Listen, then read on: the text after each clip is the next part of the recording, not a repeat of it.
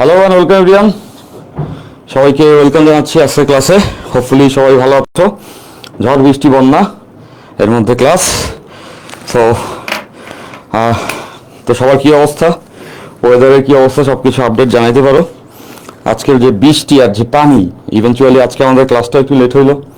আমি যখন বাঁ থেকে আসতেছিলাম তখন একদম লেজিটিমেটলি আমি বুক পর্যন্ত পানি দেখছি রাস্তায়। তো বুঝতেই পারতেছো।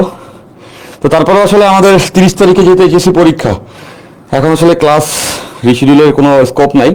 সবাইকে ডেফিনেটলি সিরিয়াসনেসের সঙ্গে ক্লাসটা করতে হবে। অনেকেই হয়তো বা কানেক্টিভিটির একটু প্রবলেম থাকতে পারে, বাট এর ভিতর থেকে আমাদের সবাইকে আগে যেতে হবে। ঠিক আছে, সবাই ক্লাসে যুক্ত হয়ে যাও ইনশাল্লাহ। আমরা গতদিন থিওরিটিক্যাল অংশটা দেখেছি, আজকে বেশ কিছু প্রবলেম এবং টুকটাক আরও কিছু থিওরি জায়গা আছে যেগুলো আমরা সলভ করবো সবাই। ঠিক আছে, ফাইন, ওকে। শাহরিয়া বলছো ভালো নেই ভাই, কি হয়েছে শাহরিয়া তোমার? আচ্ছা, ওয়ালাইকুম আসসালাম। যা যা সালাম দিছো সবাইকে ওয়ালাইকুম আসসালাম। আমি ভালো আছি আলহামদুলিল্লাহ। দ্বিতীয় ক্লাস হবে না এটা? হ্যাঁ, এটা দ্বিতীয় ক্লাস, এটা দ্বিতীয় ক্লাস। গতকালকে আমাদের প্রথম ক্লাসটা হয়েছে, তো আজকে হচ্ছে গিয়া এটা দ্বিতীয় পার্ট। ওকে, আচ্ছা ফাইন। তাহলে সবাই যুক্ত হয়ে গেলে আমরা ক্লাসটা শুরু করে ফেলবো। তো আমরা গতদিন মেজরিটি থিওরি জিনিসপত্র দেখছিলাম, একটা থিওরির অংশ বাদ ছিল, সেটা হচ্ছে গাউসের সূত্র। তো আজকে আমরা প্রথমে গাউসের সূত্র অংশটা দেখে ফেলবো 15 থেকে 20 মিনিটের মধ্যে। এরপরে আমরা একে একে প্রবলেম সলভ করব। ঠিক আছে, আচ্ছা, ওকে, ফাইন।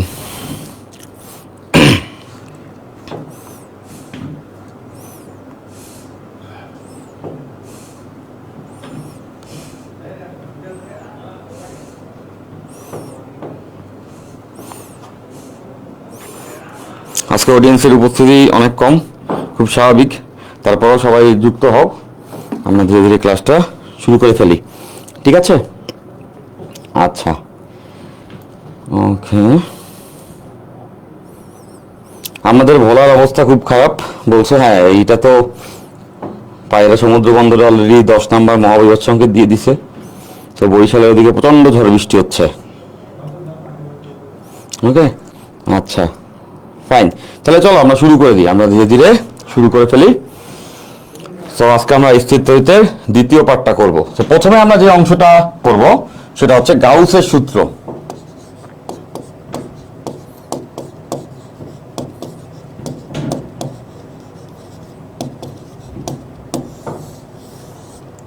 ওকে, ফাইন। সো গাউসের সূত্রের পড়ার আগে আমাদের আর যে টার্মটা জানতে হবে সেটা হচ্ছে তড়িৎ ফ্লাক্স।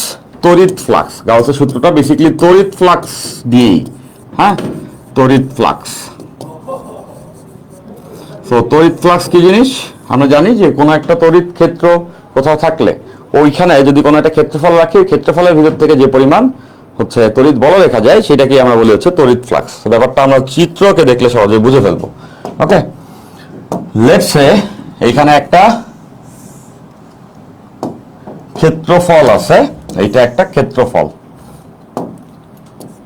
দেখতে পাচ্ছ, একটা চাকতির মতো অংশ, এটা একটা ক্ষেত্রফল। এখন ক্ষেত্রফল কিন্তু একটা ভেক্টর। হ্যাঁ, ক্ষেত্রফল একটা ভেক্টর, এবং ক্ষেত্রফল যে ভেক্টর, সেই ভেক্টরের মানটা হবে এই ক্ষেত্রটার সমান। ওকে, আমরা দেখতেছি এখানে চাকতি একটা ক্ষেত্র আছে, তার মানে এই ক্ষেত্রফলের মান হবে এই চাকতিটার ক্ষেত্রফলের সমান। তাহলে দিকটা কোন দিকে হবে? মনে রাখবা, ক্ষেত্রফল ভেক্টরের দিক সবসময় তলের সঙ্গে লম্ব। লেটস সে এই ক্যালকুলেটরটা, এটা একটা ক্ষেত্রফল, তো এটার মান হবে এই এরিয়াটা, আর দিকটা হবে যদি এভাবে থাকে তাহলে জাস্ট এই উপর দিক বরাবর। ঠিক আছে, যদি তোমাদের দিকে ফেস করা থাকতো এরকম, তাহলে মান তো এটা, তখন দিকটা হয়তো এই তলের লম্ব, মানে এই তোমাদের দিক বরাবর। ঠিক আছে, ফাইন। তাহলে দেখতে পাচ্ছ এই যে ক্ষেত্রফলটা আছে, এই ক্ষেত্রফলের দিকটা হবে তলের সঙ্গে লম্ব দিকে, মানে একদম উপরের দিকে। ঠিক আছে, তাহলে এইটা হলো ক্ষেত্রফল ভেক্টর। এখন এইখানে যদি একটা তড়িৎ ক্ষেত্র থাকে, লেটস সে একটা তড়িৎ ক্ষেত্র এই বরাবর গেছে, তাহলে এটা হচ্ছে তড়িৎ ক্ষেত্র। ওকে, তাহলে তোমরা জানবা যে এই ক্ষেত্রফল ভেক্টর এবং এর ভিতর থেকে যে তড়িৎ ক্ষেত্র গিয়েছে তার ডট গুণফলকেই আমরা বলবো হচ্ছে তড়িৎ ফ্লাক্স। যদি এদের মাঝের কোণ থিটা হয় এই দুটো ভেক্টরের মাঝে, তাহলে তড়িৎ ফ্লাক্সকে আমরা প্রকাশ করি ফি দ্বারা। Phi equals to A dot E. Dot E. Okay, তাহলে এটা এককটা কি হওয়া উচিত? আমরা অলরেডি তড়িৎ ক্ষেত্রের একক জানি, যেটা হচ্ছে নিউটন পার কুলম্ব, আর ক্ষেত্রফলের একক হচ্ছে metre square. That means newton per coulomb metre square. এটাই হবে হচ্ছে তড়িৎ ফ্লাক্সের একক। তাহলে এটাকে যদি আমরা ভেঙে লিখি, এভাবে লিখতে পারবো এ ই কস থিটা, এ ই কস থিটা। ওকে, এবং ফ্লাক্স কেমন রাশি? যেহেতু ডট গুণফল, আমরা বুঝতেছি ফ্লাক্স হচ্ছে স্কেলার রাশি।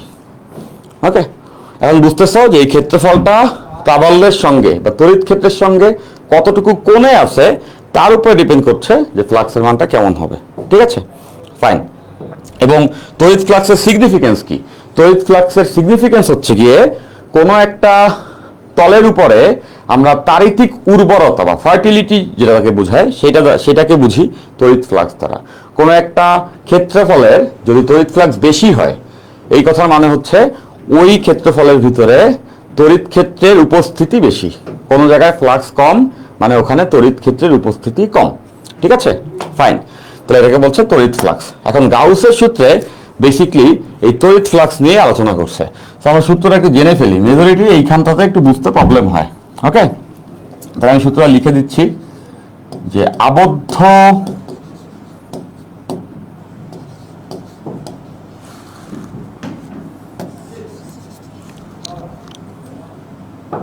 কোনো চার্জকে তল দ্বারা আবদ্ধ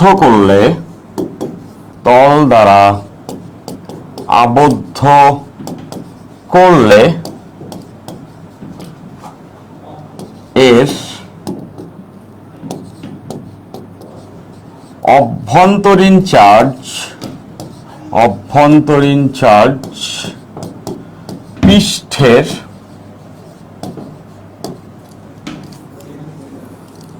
ফ্লাক্সের সমানুপাতিক হয়। পৃষ্ঠের ফ্লাক্সের সমানুপাতিক হয়। এটাই হচ্ছে গিয়ে আমাদের গাউসের সূত্র। ওকে, তো বইয়ে একটু কমপ্লেক্স ভাষায় লেখা আছে, ব্যবসায় অনেকের বুঝতে প্রবলেম হয়, বাট আমরা খুব সহজে জিনিসটা ধরে ফেলতে পারবো। সবাই জাস্ট দেখো যে গাড়ি উধাও, তাই না? তো ব্যাপারটা অনেকটা এরকম। লেটস সে আমাদের কাছে একটা চার্জ আছে, এটা হচ্ছে কিউ চার্জ। এখন এই চার্জটাকে আমরা ঢেকে দিব একটা তল দিয়ে। ওকে, এই তলটাকে বলা হয় গাউসিয়ান তল। লেটস সে আমি এইটাকে একটা গোলকাকৃতির তল দ্বারা ঢেকে দিলাম। তাহলে বুঝতেছো এই যে গোলকটা দ্বারা যে চার্জকে ঢেকে দিছি, তাহলে ভিতরে চার্জ আছে। এখন এটা তো খুব সিম্পল, আমি যদি গোলকের পৃষ্ঠের একটা ক্ষেত্রফল ধরি, লেটস সে এটা একটা ক্ষুদ্র ক্ষেত্রফল গোলকের পৃষ্ঠের, যেটাকে আমি বললাম ডিএস। হ্যাঁ, ডিএস কেন? S for surface area. হ্যাঁ, ক্ষেত্রফল তো সারফেস এরিয়া, দ্যাটস ডিএস বলে। তাহলে এটা তো আমরা সবাই বুঝতে পারতেছি যে এইখান থেকে চার্জ থেকে অনেকগুলো বলরেখা বেরোবে। দেখতেছো এখানে যে অনেকগুলো বলরেখা চার্জ থেকে বের হইছে এই ক্ষেত্রফল দিয়ে। তাহলে এটা তো বোঝা যাচ্ছে যে ক্ষেত্রফল দিয়ে যদি অনেকগুলো বলরেখা বেরোয়, তাহলে এইখানে একটা তড়িৎ প্রাবল্য তৈরি হয়েছে, এখানে একটা তড়িৎ প্রাবল্য তৈরি হয়েছে, তাই না? আমরা জানি যে বলরেখা বেরোলে এখানে তড়িৎ প্রাবল্য হয়। ওকে, তাহলে এখানে যদি তড়িৎ প্রাবল্য হয়, দেখতে পাচ্ছ একটা ক্ষেত্রফলের ভিতর দিয়ে তড়িৎ ক্ষেত্র গেলে এখানে কি তৈরি হবে? তড়িৎ ফ্লাক্স। একটু আগে আমরা দেখলাম ক্ষেত্রফলের ভিতর থেকে তড়িৎ প্রাবল্য গেলে সেখানে একটা ফ্লাক্স তৈরি হয়। তাহলে সূত্রটা খুবই সিম্পল, যেখানে বলা হয়েছে এই পৃষ্ঠের ফ্লাক্স আর এই ভিতরের চার্জ এই দুইটা পরস্পর সমানুপাতিক। ভিতরে চার্জ আছে কিউ, পৃষ্ঠে ফ্লাক্স হচ্ছে ফি। তার মানে আমরা বুঝতেছি এই কিউ প্রপোর্শনাল হচ্ছে গিয়ে ফি। ওকে, এইটাই গাউসের সূত্র, অ্যাজ সিম্পল অ্যাজ দ্যাট। এটাকেই আমরা বলতে পারবো গাউসের সূত্র। তাহলে আমরা জানবো যে তল দ্বারা আবদ্ধ করলে ভিতরের যে চার্জ আর পৃষ্ঠের যে ফ্লাক্স এই দুইটা পরস্পর সমানুপাতিক হবে। ঠিক আছে, এখন এটা সমানত করতে হবে। সমান করতে হলে একটা ধ্রুবক দরকার আছে। তাহলে ওই ধ্রুবকটাকে আমরা বলি হচ্ছে এপসাইলন নট।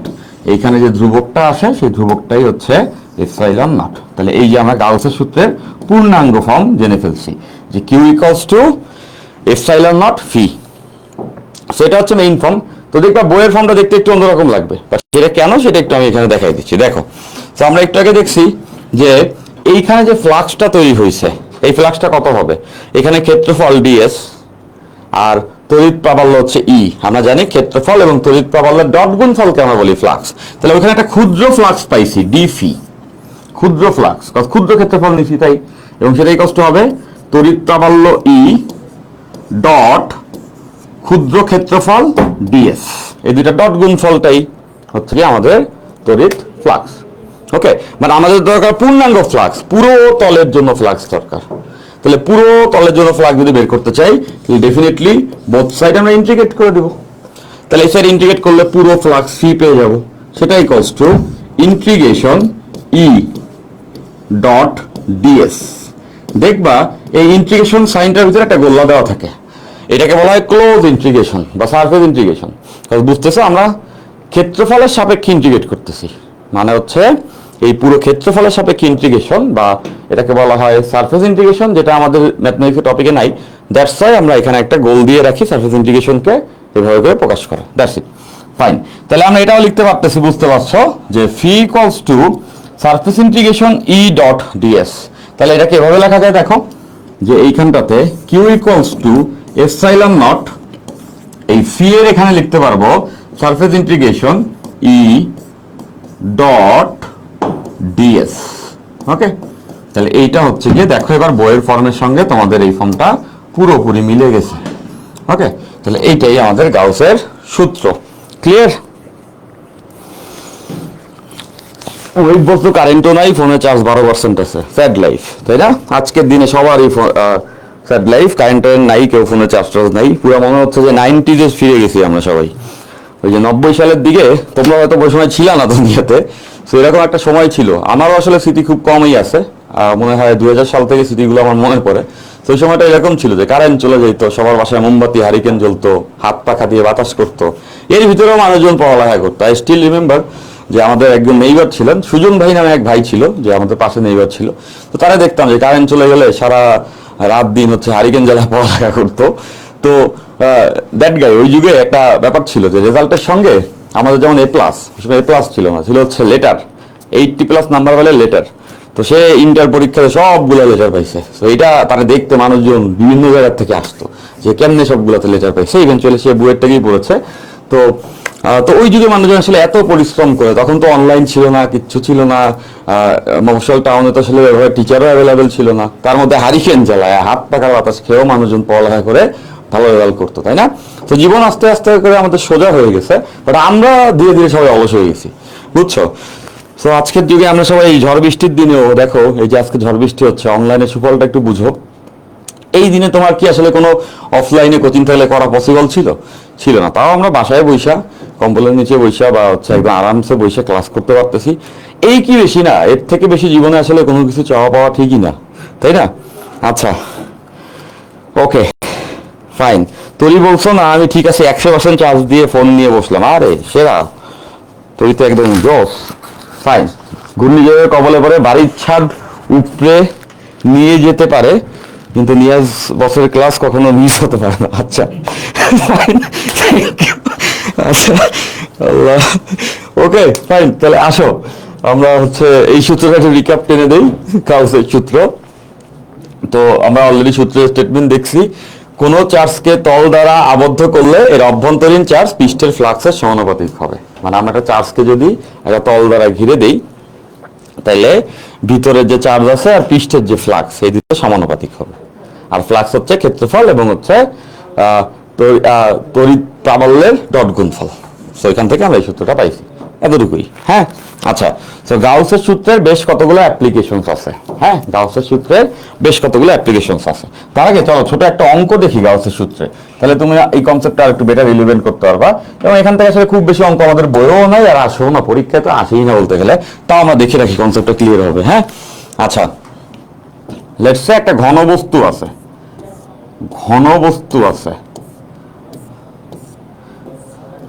আচ্ছা, সেই ঘনবস্তুর একটা পৃষ্ঠের ফ্লাক্স আমাদেরকে বলে দিছে। এই যে পৃষ্ঠটা আছে, এই যে পৃষ্ঠটা, এই পৃষ্ঠের ফ্লাক্স বলে দিছে, পৃষ্ঠের ফ্লাক্স, এই পৃষ্ঠের ফ্লাক্স বলে দিছে হচ্ছে 0.6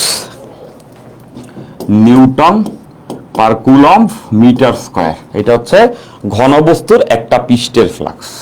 ওকে, এখন কোশ্চেন করেছে এই বাক্সের অভ্যন্তরে কত চার্জ আছে, বাক্সের অভ্যন্তরে কত চার্জ আছে, অভ্যন্তরে চার্জ নির্ণয় করো।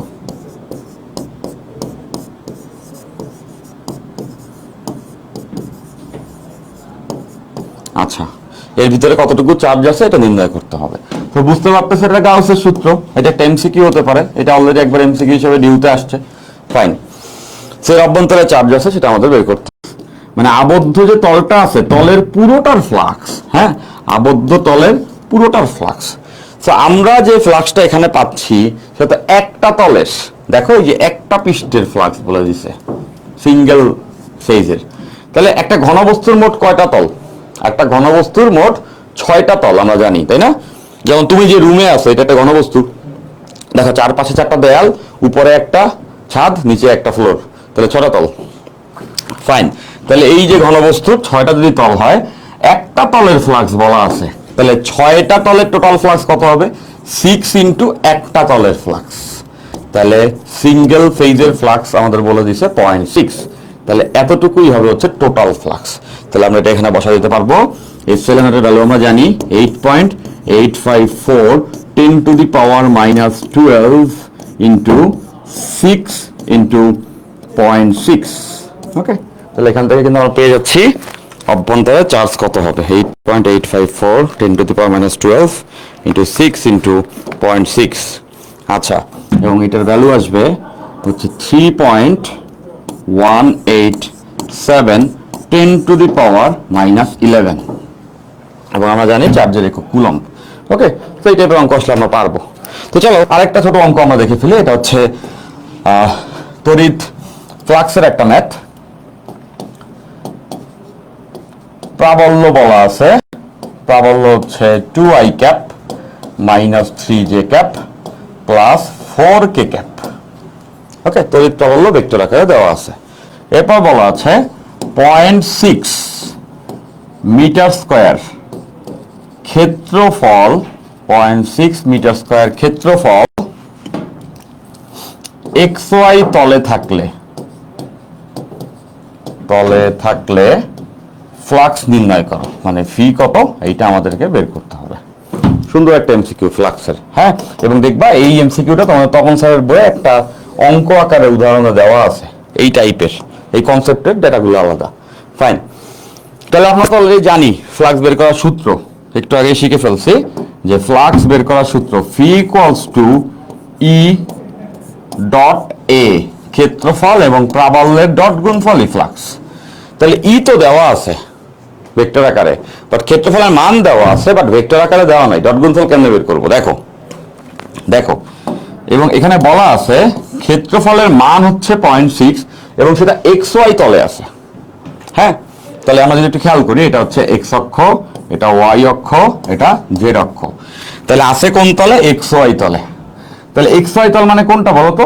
xy তল মানে আমাদের যে মেঝেটা, তাই না? মেঝের উপরে আছে। তাহলে দেখো এইখানে একটা ক্ষেত্রফল আছে, এইটা হচ্ছে সেই ক্ষেত্রফলটা। এই ক্ষেত্রফলের মান আমাদের বলে দিছে 0.6 মিটার স্কয়ার। হ্যাঁ, এবং আমরা একটু আগে জানছি ক্ষেত্রফলের দিক হয় কি? তলের সঙ্গে লম্ব দিকে। তাহলে আছে xy তলে, আছে xy তলে, তাহলে এর লম্ব দিক মানে কি? জেড অক্ষ বরাবর। খুবই সিম্পল, বুঝতেছো?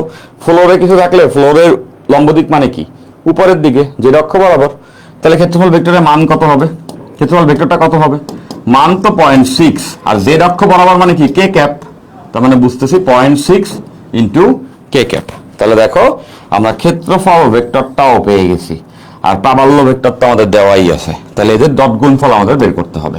তাহলে প্রাবল্য দেওয়া আছে 2i cap -3j cap plus 4k cap, dot গুণফল, আর এর ভ্যালু আমরা পাচ্ছি 0.6k ক্যাপ। তাহলে ডট গুণফল নিলে বুঝতেছো আই এখানে আছে, বাট এখানে তো আই নেই, তার মানে ওটা 0, সব নাই, জেও নাই এখানে, এটাও 0, বাট কে তো আছে দুই জায়গাতেই, মানে 4 ইন্টু 0.6। ওকে, তাহলে আনসারটা হবে 4 ইন্টু 0.6, এবং যেই ভ্যালুটা হচ্ছে গিয়া 2.4, এটা ভ্যালু হচ্ছে 2.4। এবং ফ্লাক্সের একক আমরা জানি newton coulomb inverse metre square. Okay, তাহলে দেখো এখান থেকে আমরা পেয়ে গেলাম যে এই ক্ষেত্রে তড়িৎ ফ্লাক্সের মানটা কত হবে। ঠিক আছে, ওকে। আচ্ছা, অনেকে বলছো যে পর্ব 3, এখানে কোনো পর্ব 3 নাই, মানে ক্যাপশনে বোধহয় ভুলে পর্ব 3 লিখছে, ক্যাপশনে ভুলে পর্ব 3 আসলে লিখছে, বাট পর্ব 2 হচ্ছে, ডেফিনেটলি পর্ব 2 হচ্ছে। দুইটা করে ক্লাসই তো হয়, গতকালকে একটা হলো, আজকে আরেকটা ক্লাস। ভুলে ক্যাপশনটা সেট করার সময় পর্ব 3 লিখে ফেলছে, ঠিক আছে। তো ওইটা পরে ঠিক করা যাবে, তোমরা আমরা জেনে ফেলি। সো ওই দুইটা ফর্মুলা আমরা একটু জেনে ফেলি।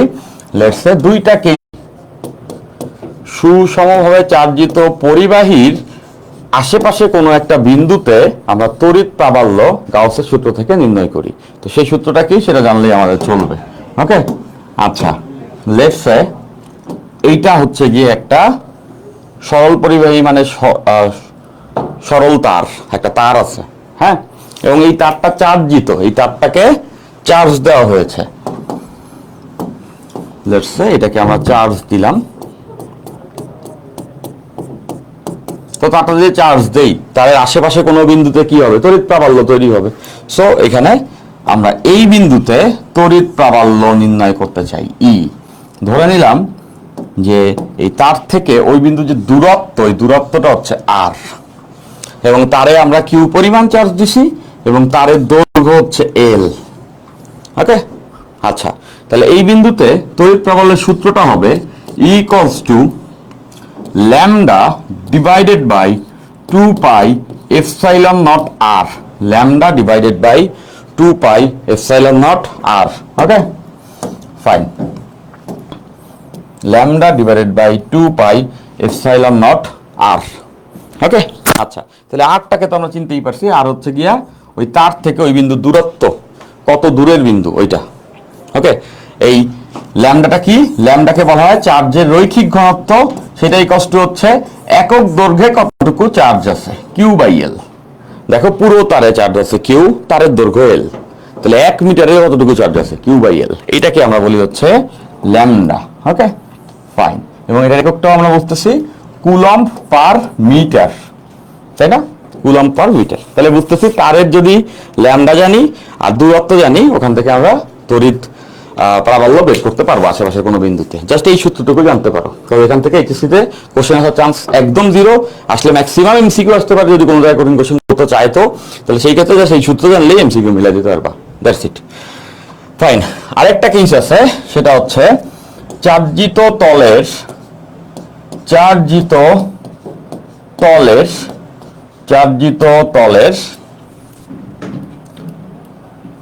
তলের প্রাবল্য।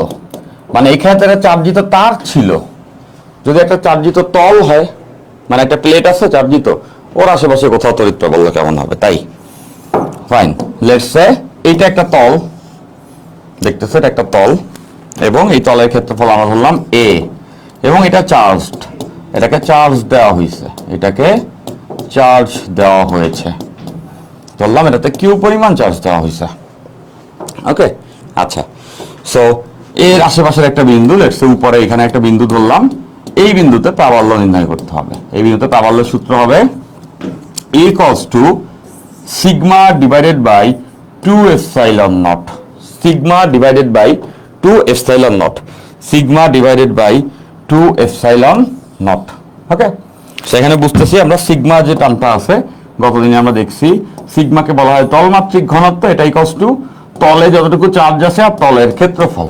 এই যে এখানে চার্জ আছে কিউ, ক্ষেত্রফল হচ্ছে এ, মানে এই প্লেটের চার্জ আর প্লেটের ক্ষেত্রফল জানলেই ই বের করা যাবে। ওকে, ফাইন, এবং সিগমার একক হচ্ছে কুলম্ব পার মিটার স্কয়ার। ওকে, সো এই দুইটা সূত্র আমাদেরকে জেনে রাখতে হবে, বুঝছি।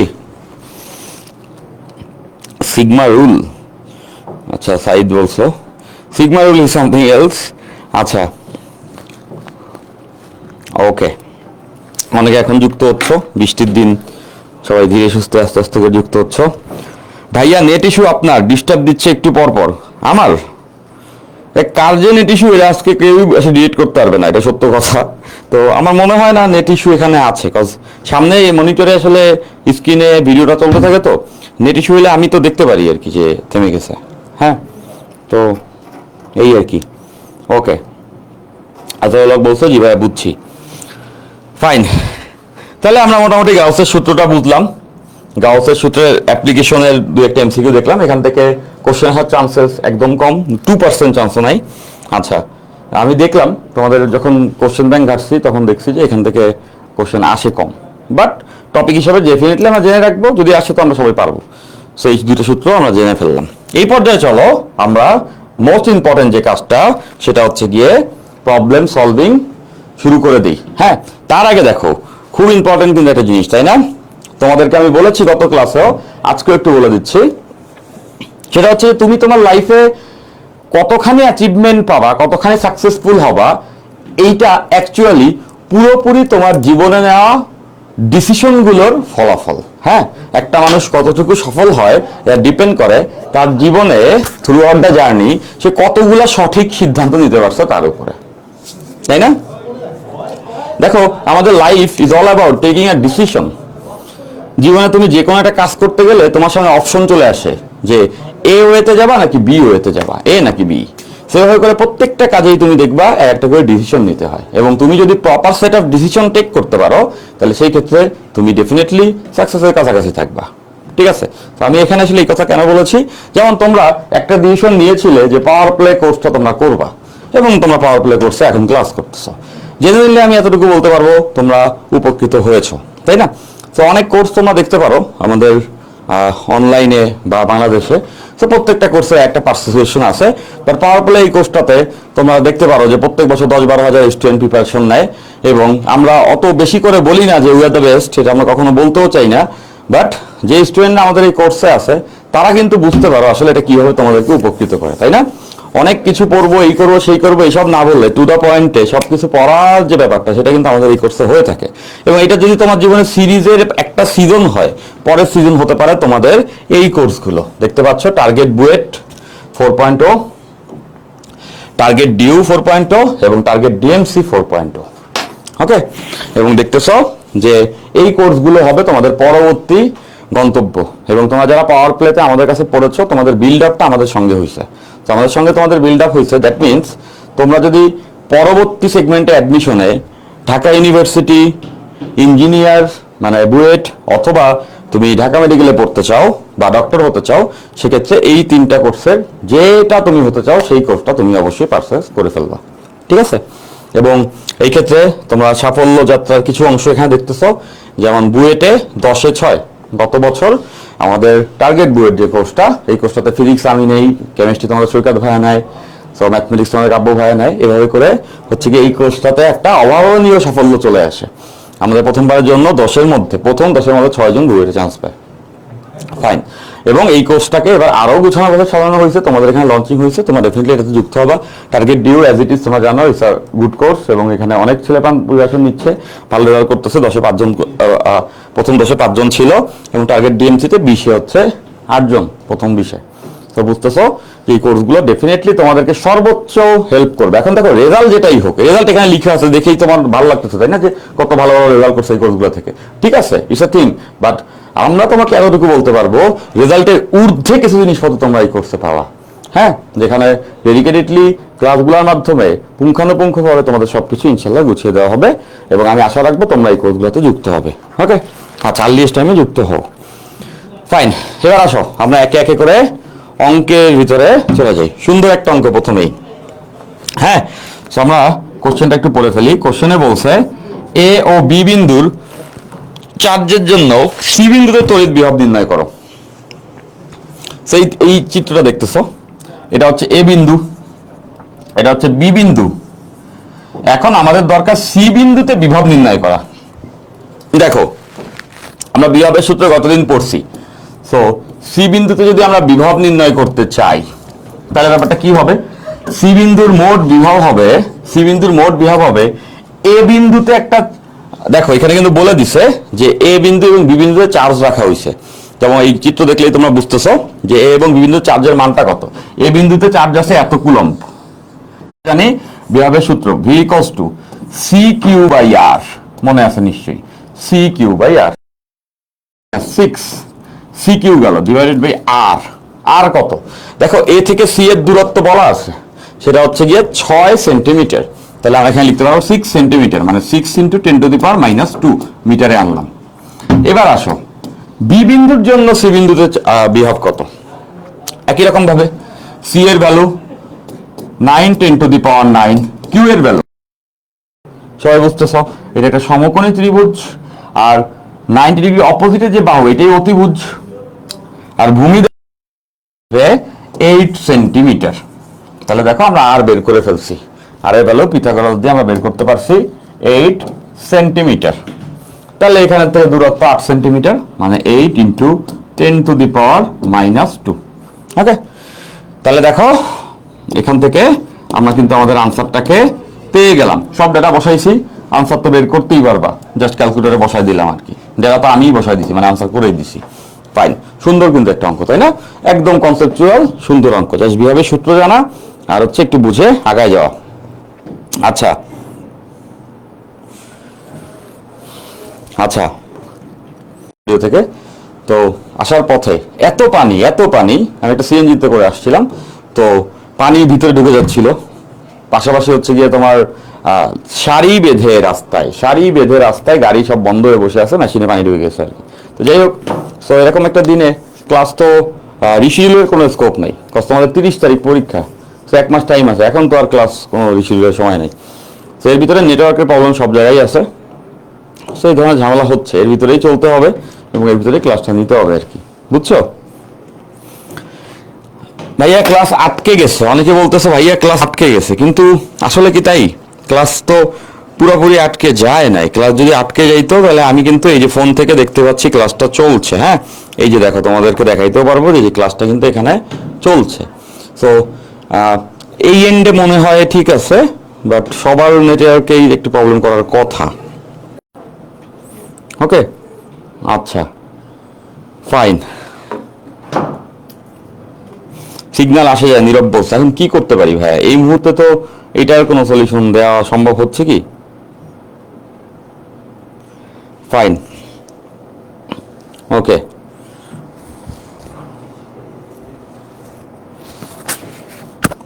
অনেকে বলতেছে না ভাইয়া, সবাই বলতেছে তো নো সিগন্যাল দেখাইছে 3 বার।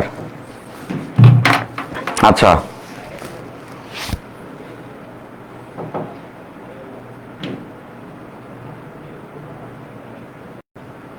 ওকে,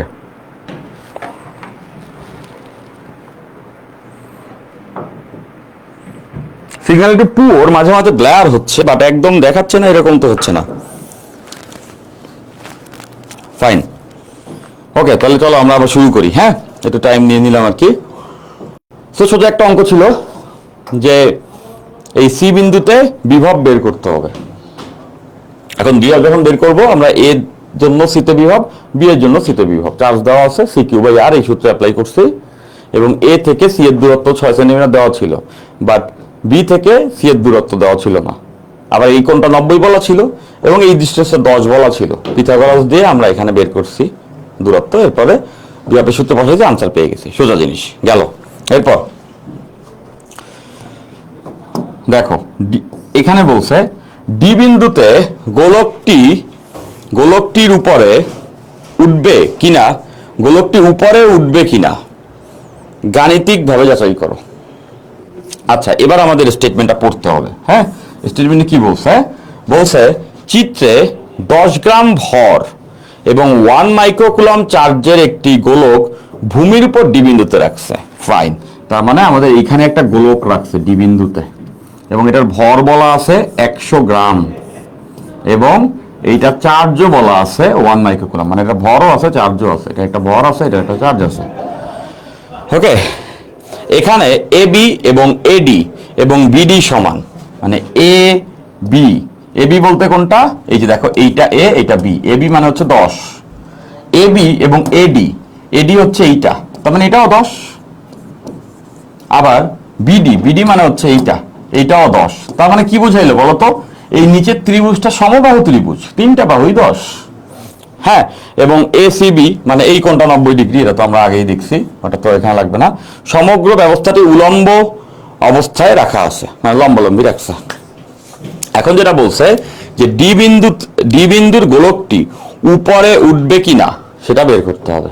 হ্যাঁ, আচ্ছা, তাহলে উপরে ওঠার জন্য আসলে কি দরকার একটু চিন্তা করে দেখো, কনসেপ্টটা কি আসলে। যদি ডি বিন্দুর গোলকটা উপরে উঠতে হয়, নিচের দিকে তো গোলকটার এমজি কাজ করতেছে ওজন, তাই না? নিচের দিকে গোলকটা এমজি কাজ করতেছে। এখন এখন যদি এই গোলকটার উপরে প্রাবল্যজনিত যে বল আছে F equals to Q into E, এই বলটার মান ওজনের সমান হয়, তাইলেই তো উপরে উঠবে।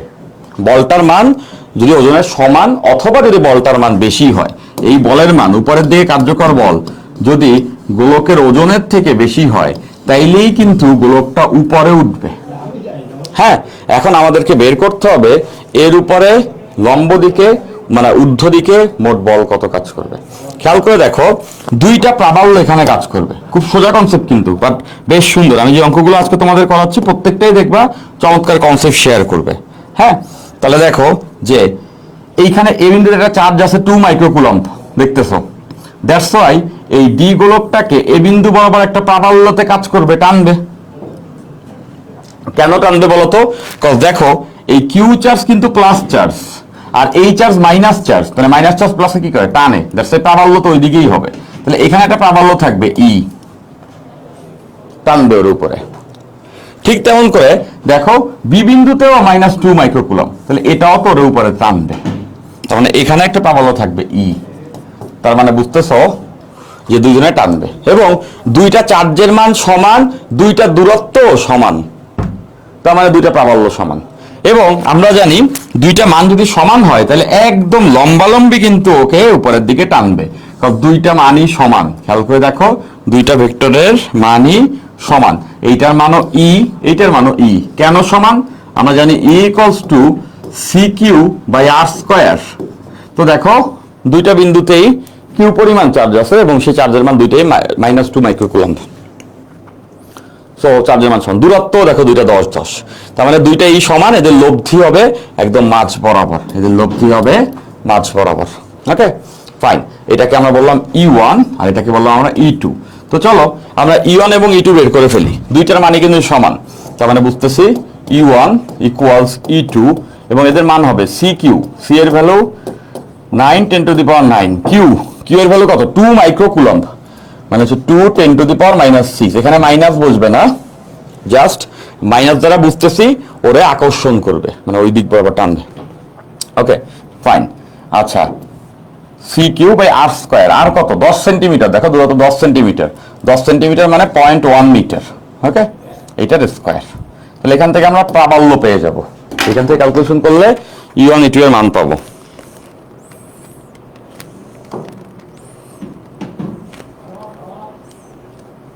এবং এটা করলে আনসার আসবে 1.8 × 10⁶ নিউটন পার কুলম্ব। হ্যাঁ, আচ্ছা এবার দেখো গোলকটা যে টানবে সেটা কি লব্ধি প্রাবল্যে টানবে, এই দুইটা যোগফল। এবং মাঝের কোণ কত? আমরা তো জানি মাঝের কোণ 60। এটা কি সমবাহু ত্রিভুজ, তার মানে মাঝের কোণ 60 ডিগ্রি। তাহলে এদের লব্ধিটা বের করে ফেলি, এই দুজনের যোগফল। তাহলে যোগফল বের করার সূত্র আমরা জানি √, ওই ভেক্টরের নিয়ম, E1 square plus E2 square plus 2 E1 E2 cos alpha. তো দেখো সবগুলো যেটা কিন্তু আমরা এখানে জানি, E1 এর ভ্যালু, E2 এর ভ্যালু এই যে এখানে তো বের করছি, আলফার ভ্যালু 60। এগুলো সব বসাইলে এখান থেকে ওই দুজনে মিলে লব্ধি প্রাবল্য কত সেটা বের করতে পারবো।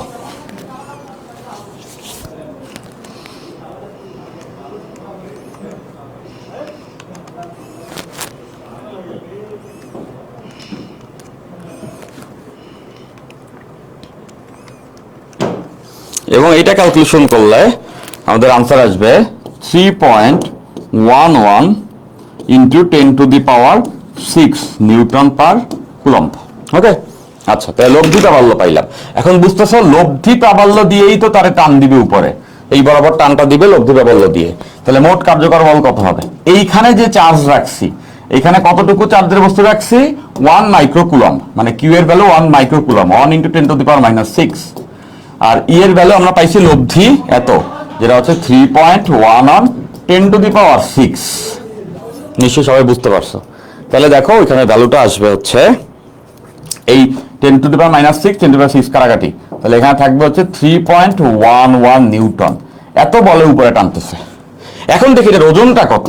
এটার ওজন, ভর বলে দিছে 100 গ্রাম। 100 গ্রাম মানে এটাকে কেজিতে নিতে হবে, কেজি নিতে হলে 10⁻³ ওকে। আর ডি এর ভ্যালু 9.8। তাহলে আমরা দেখি যে এটার ওজন কত আসছে।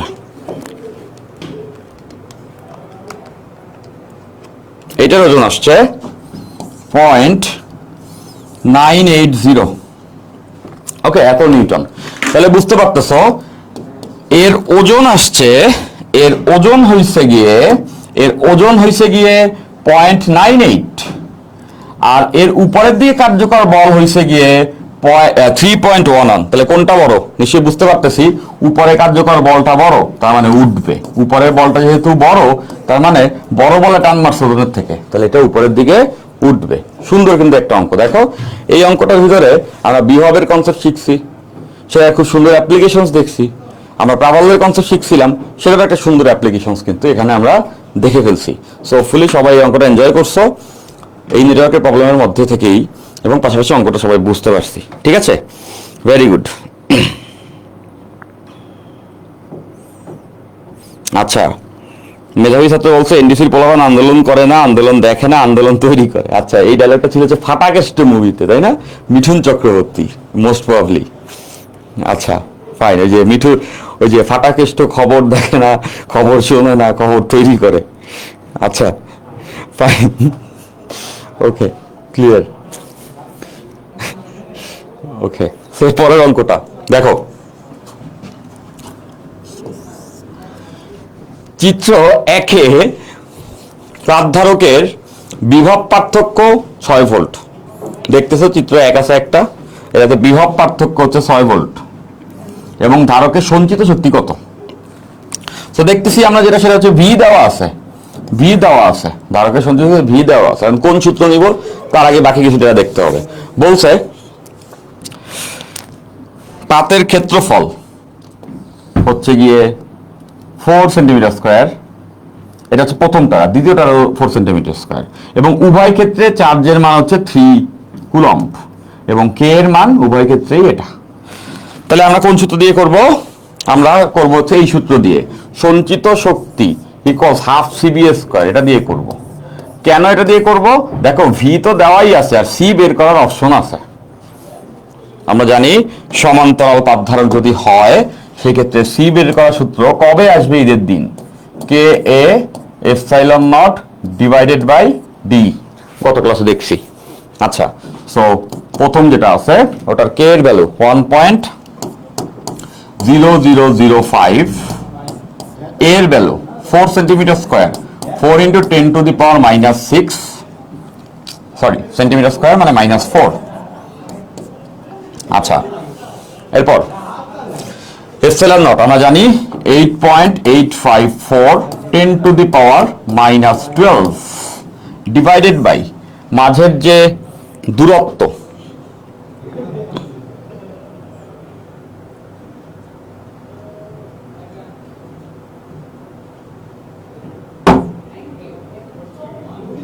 মাঝের দূরত্বটা এখানে দেওয়া নাই।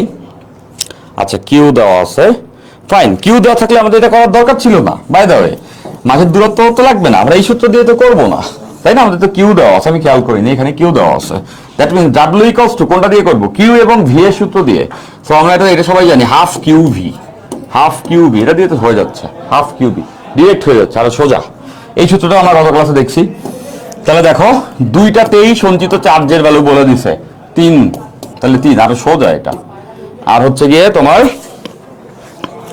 বলা আছে হচ্ছে গিয়ে ভি, বলছে বিভব পার্থক্য 6, ওকে, বিভব পার্থক্য 6।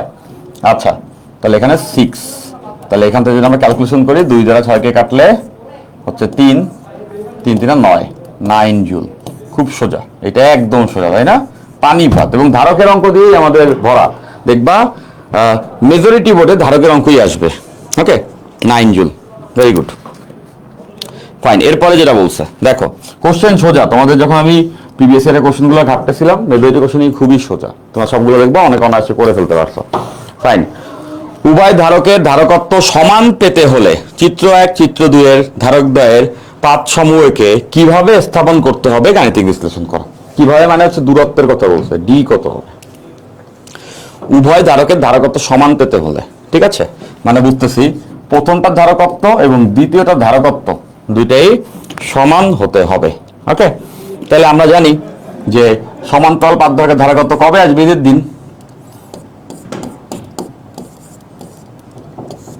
নিশ্চয়ই সবাই বুঝতেছ, তাই না?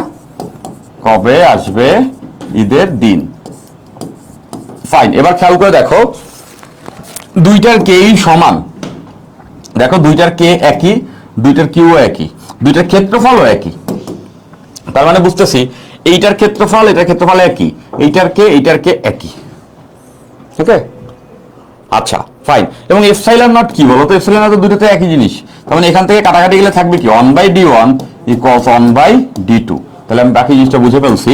মানে এদের যদি ধারকত্ব সমান পেতে হয় তাহলে দুইটার যে দূরত্ব প্লেট দুটো যে স্থাপন করব এটাও সমান হতে হবে। এটা সমান হলে ধারকত্ব সমান।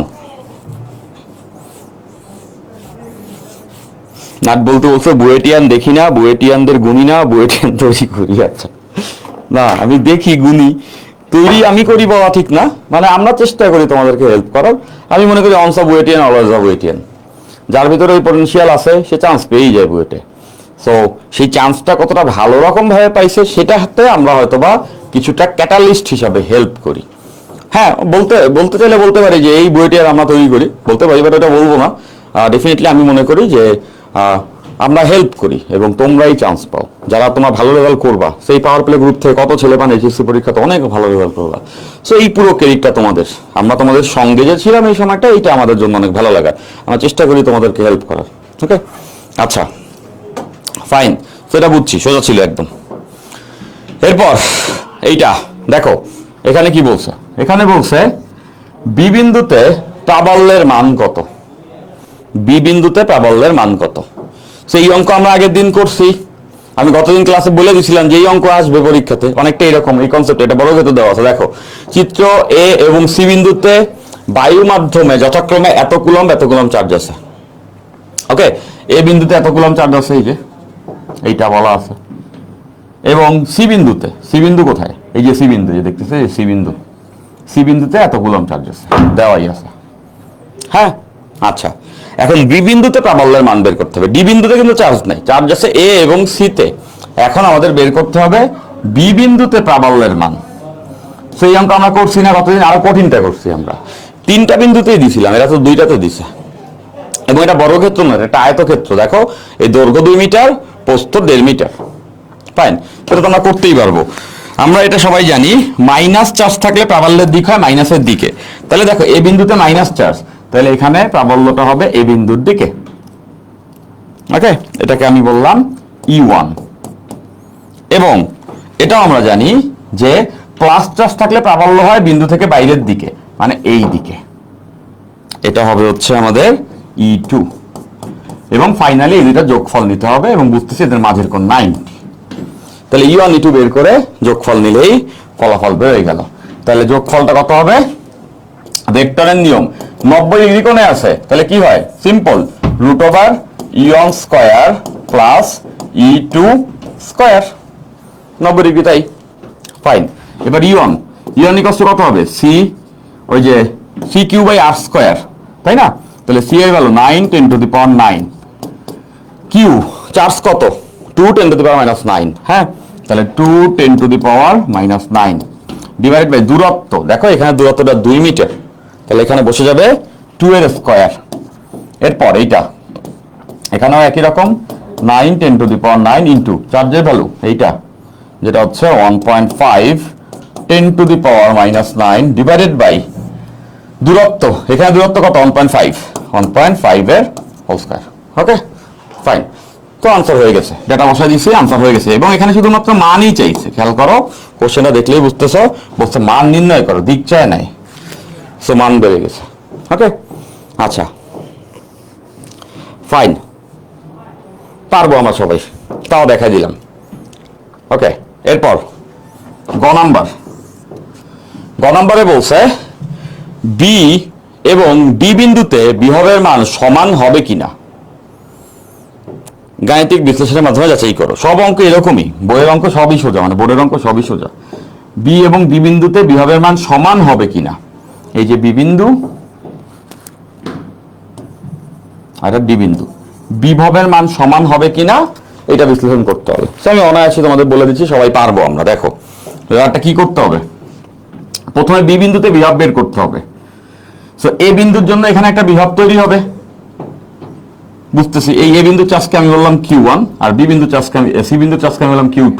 তাহলে এখানে হবে সি Q1 বাই দূরত্ব 2 মিটার, এখানে হবে সি Q2 বাই দূরত্ব 1.5 মিটার, দেখতেছি এখান থেকে দূরত্ব 1.5 metre.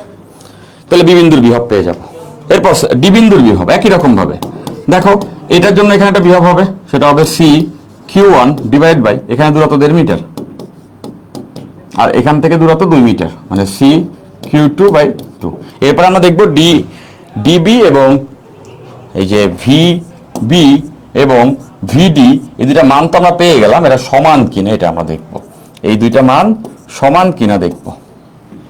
Okay, as simple as that. এবং সমান আসার কথা না, সমান আসার কথা না। কেন না? দেখো এইখানে আছে 2, এখানে বসবে হচ্ছে গিয়া, এখানে থাকবে 2, মানে আমি ক্যালকুলেশন করেই বলতে পারবো মুখে মুখেই আনসারটা কত আসবে। এখান থেকে 2 থাকলো, কেটে গেল 2, আর এখান থেকে 1.5 থাকলো, কেটে গেল 1.5। তাহলে এখানে আসবে 2, আর এখানে সেটা আসবে না। এখানে আসবে হচ্ছে 2 ডিভাইডেড বাই 1.5 প্লাস আসবে হচ্ছে 1.5 ডিভাইডেড বাই 2। তাহলে ক্যালকুলেশন করলে পারবো সবাই, তাও ক্যালকুলেশনটা আমি একটু করে দিচ্ছি আর কি। হ্যাঁ, এইটার ভ্যালু আসবে 2.08 ভোল্ট আর ওইটার ভ্যালু আসছে 2 ভোল্ট। তাহলে এই দুইটা সমান না, এই দুইটা সমান না, দেখেই বুঝতেছি দুইটার ভ্যালু সমান আসে নাই। ওকে, উপরে মানগুলো 2 হলো না কেন? তো বুঝতেই তো পারতেছো, এই যে -10⁹, হ্যাঁ, আর হচ্ছে গিয়ে কুলম্বের ধ্রুবকের 10⁹, হঠাৎ তো কেটে গেছে। আচ্ছা বাই দ্য ওয়ে, না আরেকটু ঝামেলা আছে, 9ও তো গুণাকারে আছে, এখানে 9ও গুণাকারে আছে, এখানে 9ও গুণাকারে আছে, এখান থেকে 9, এখান থেকে 9, তার মানে হচ্ছে গিয়া 18 ভোল্ট। এটা আসবে 18 ভোল্ট, হ্যাঁ এটা আসবে 18 ভোল্ট। ওকে, এবং এইখানে আসবে এইটার থেকে আরো কি বলে, দুইটার সঙ্গে 9 গুণ আছে, দুইটার সঙ্গে 9 গুণ আছে, সমান হবে না, এটা বোঝাই যাচ্ছে। হ্যাঁ, 2.08 ইন্টু 9, এইটার ভ্যালু আসার কথা 18.72 ভোল্ট। হ্যাঁ, তো মুখোমুখি করছি তো, সবাই ডেফিনেটলি বুঝছো। ওকে ফাইন, ওকে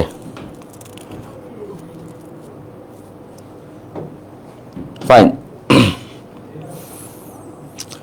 রিমন বলছে এখানে সামান্তরিক বা রম্বস থাকলে কিভাবে করব।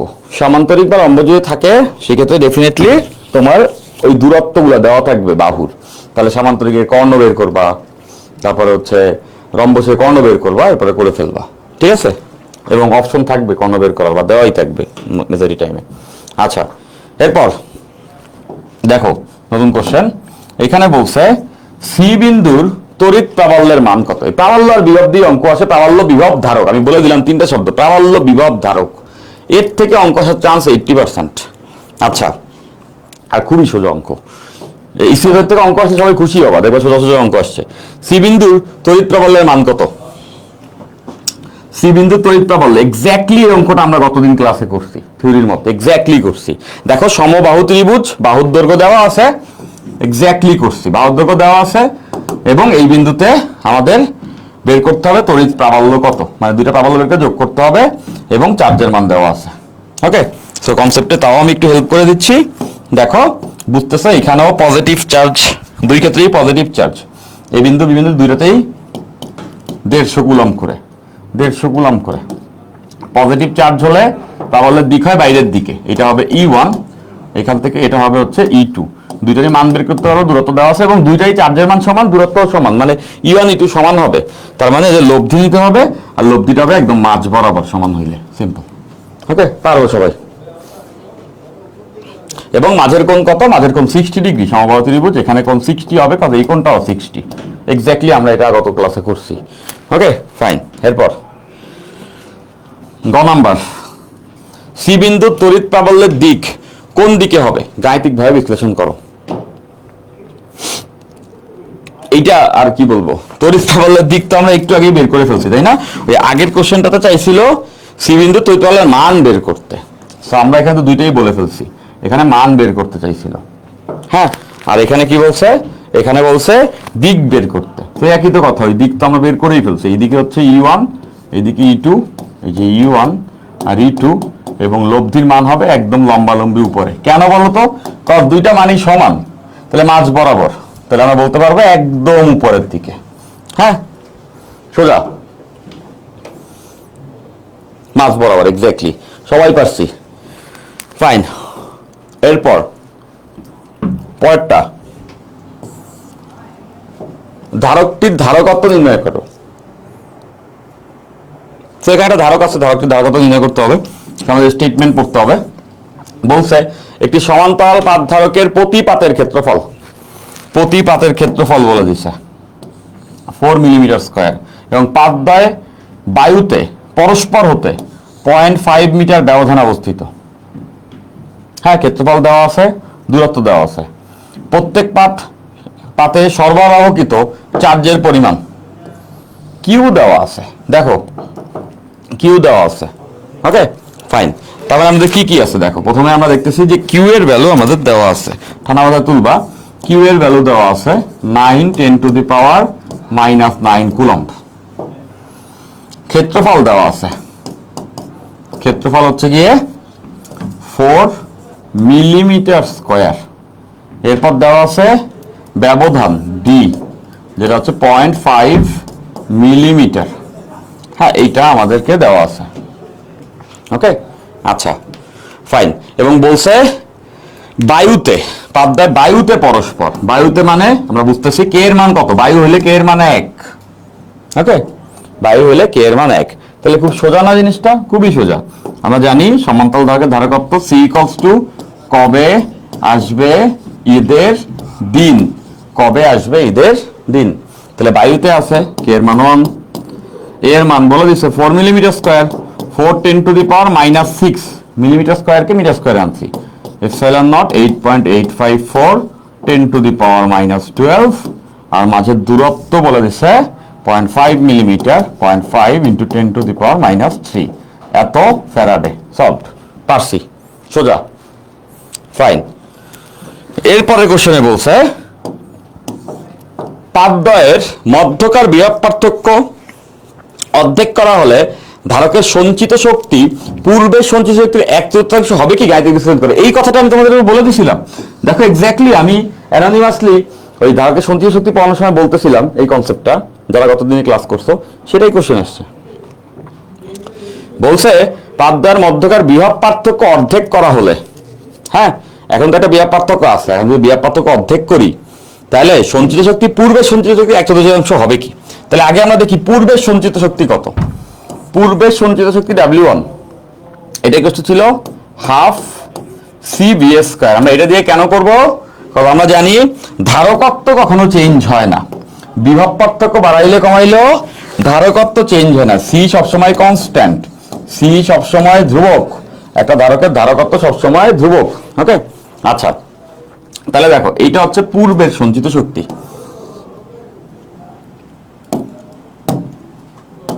আচ্ছা, এবার দেখো যে দ্বিতীয় ক্ষেত্রে যেটা করছে সেটা হচ্ছে বিভব পার্থক্য অর্ধেক করে দিছে। তাহলে দেখো দ্বিতীয় ক্ষেত্রে সঞ্চিত শক্তি ধারকত্ব সি তো কনস্ট্যান্ট, এটা তো আগে যা ছিল এখনো তাই, বাট বিভবকে অর্ধেক করে দিছে C/2। ওকে, এটা হোল স্কয়ার। তাহলে এবার ক্যালকুলেশন করলে হাফ CB²/4, তাহলে এটাকে গুছিয়ে এভাবে লেখা যাবে 1/4 হাফ CB²। সেটা তো আগের সঞ্চিত শক্তি, তার মানে বুঝতেছ W2 = 1/4 W1। হ্যাঁ, কথা সত্য, ওরা যেটা বলছে সেটা সত্য যে পূর্বের সঞ্চিত শক্তির 1/4 হবে, হয়েছে তো, পূর্বের সঞ্চিত শক্তির 4/1 হয়েছে, পূর্বের সঞ্চিত শক্তির 4/1 হয়েছে। আচ্ছা,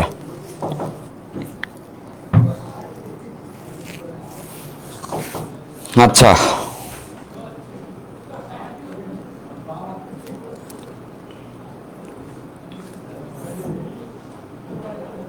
বুঝছি, ক্লিয়ার, ফাইন, গেল। এরপর এইটা দেখো, এখানে কি বলছে, বলছে গোলকটির কেন্দ্র হতে 0.8 মিটার দূরের কোনো বিন্দুতে তড়িৎ বিভব নির্ণয় করো। ওকে, সেইগুলা দিয়ে দিছে, যে এইটার মান আমরা এমনিতেও জানি, তাও দিয়ে দিছে, ভালো কথা, খুব ভালো। তারপরে কে এর মান বলে দিছে এইটা। বলছে গোলাকার পরিবাহীতে 5টি প্রোটনের সমপরিমাণ চার্জ দেওয়া আছে। হ্যাঁ, 5টা প্রোটনের সমপরিমাণ চার্জ এই গোলকে দেওয়া আছে, এবং গোলকের ব্যাসার্ধ বলা আছে 0.5 মিটার, এবং আর বাকি সব দেওয়া আছে। গোলকের কেন্দ্র হতে 0.6 মিটার দূরের কোনো বিন্দুতে তড়িৎ বিভব নির্ণয় করব। তাহলে আমরা এটা সবাই জানবো যে গোলকের ক্ষেত্রে যদি একটা গোলক হয়, এই গোলকের কেন্দ্র থেকে বাইরে, কিন্তু এটা দেখো, এটার ব্যাসার্ধ হচ্ছে 0.5, বাট আমরা দূরত্ব নিছি 0.8, মানে বুঝতেছে এটা হচ্ছে পৃষ্ঠের বাইরে। হ্যাঁ, আচ্ছা, এখানে বিভব নির্ণয় করার সূত্র হবে, যদি গোলকে চার্জ কিউ হয়, তাহলে এখানে বিভব নির্ণয় করার সূত্র CQ/R, ওই সেম সূত্রই। তাহলে এখানে বুঝতেছি আর হচ্ছে দূরত্বটা, তাহলে সি এর ভ্যালু 9 × 10⁹। হ্যাঁ, এখন 5টা প্রোটনের চার্জ নিতে হবে। একটা প্রোটনের চার্জ কত বলো তো? একটা প্রোটনের charge 1.67 10⁻⁻27, if I am not wrong. একটা প্রোটনের চার্জ দিত, এটা দেওয়া থাকা উচিত ছিল, তাও আমি একবার গুগল করে নিচ্ছি। এটা কোশ্চেনে দেওয়া থাকা উচিত ছিল, charge of proton.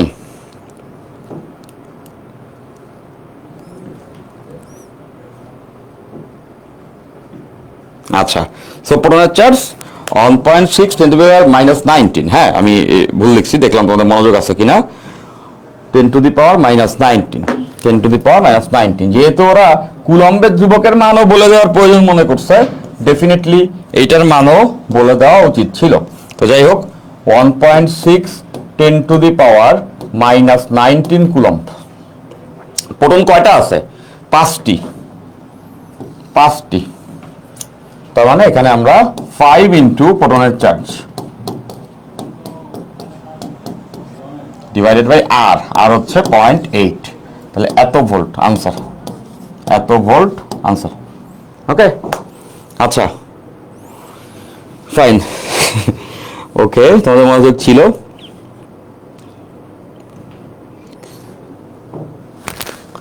Okay, fine.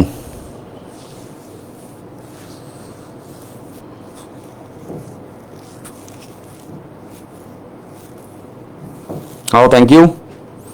ওকে, মেধাবী ছাত্র বলছো, আমি আপনার do or die student. My pleasure. কি অবস্থা মেধাবী ছাত্র, কেমন আছো তুমি? আচ্ছা, সোজা জিনিস এগুলা, মানে চাইলে এখন আমি অনেক কঠিন অঙ্ক করাইতে পারতাম এখান থেকে, বাট ওগুলো আসলে অযথা হবে, কারণ এইচএসসি পরীক্ষার আগে মাথা কোনোদিনই প্যাচ লাগানো যাবে না, এইগুলিই আসবে পরীক্ষায়।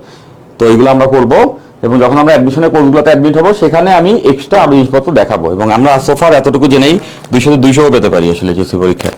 ফাইন, এরপর দেখো এরপরের অংশ। এখানে বলছে উদ্দীপকে চার্জিত গোলাকার পরিবাহীটিকে যদি সমান ব্যাসার্ধের 5টি গোলকে বিভক্ত করা হয়,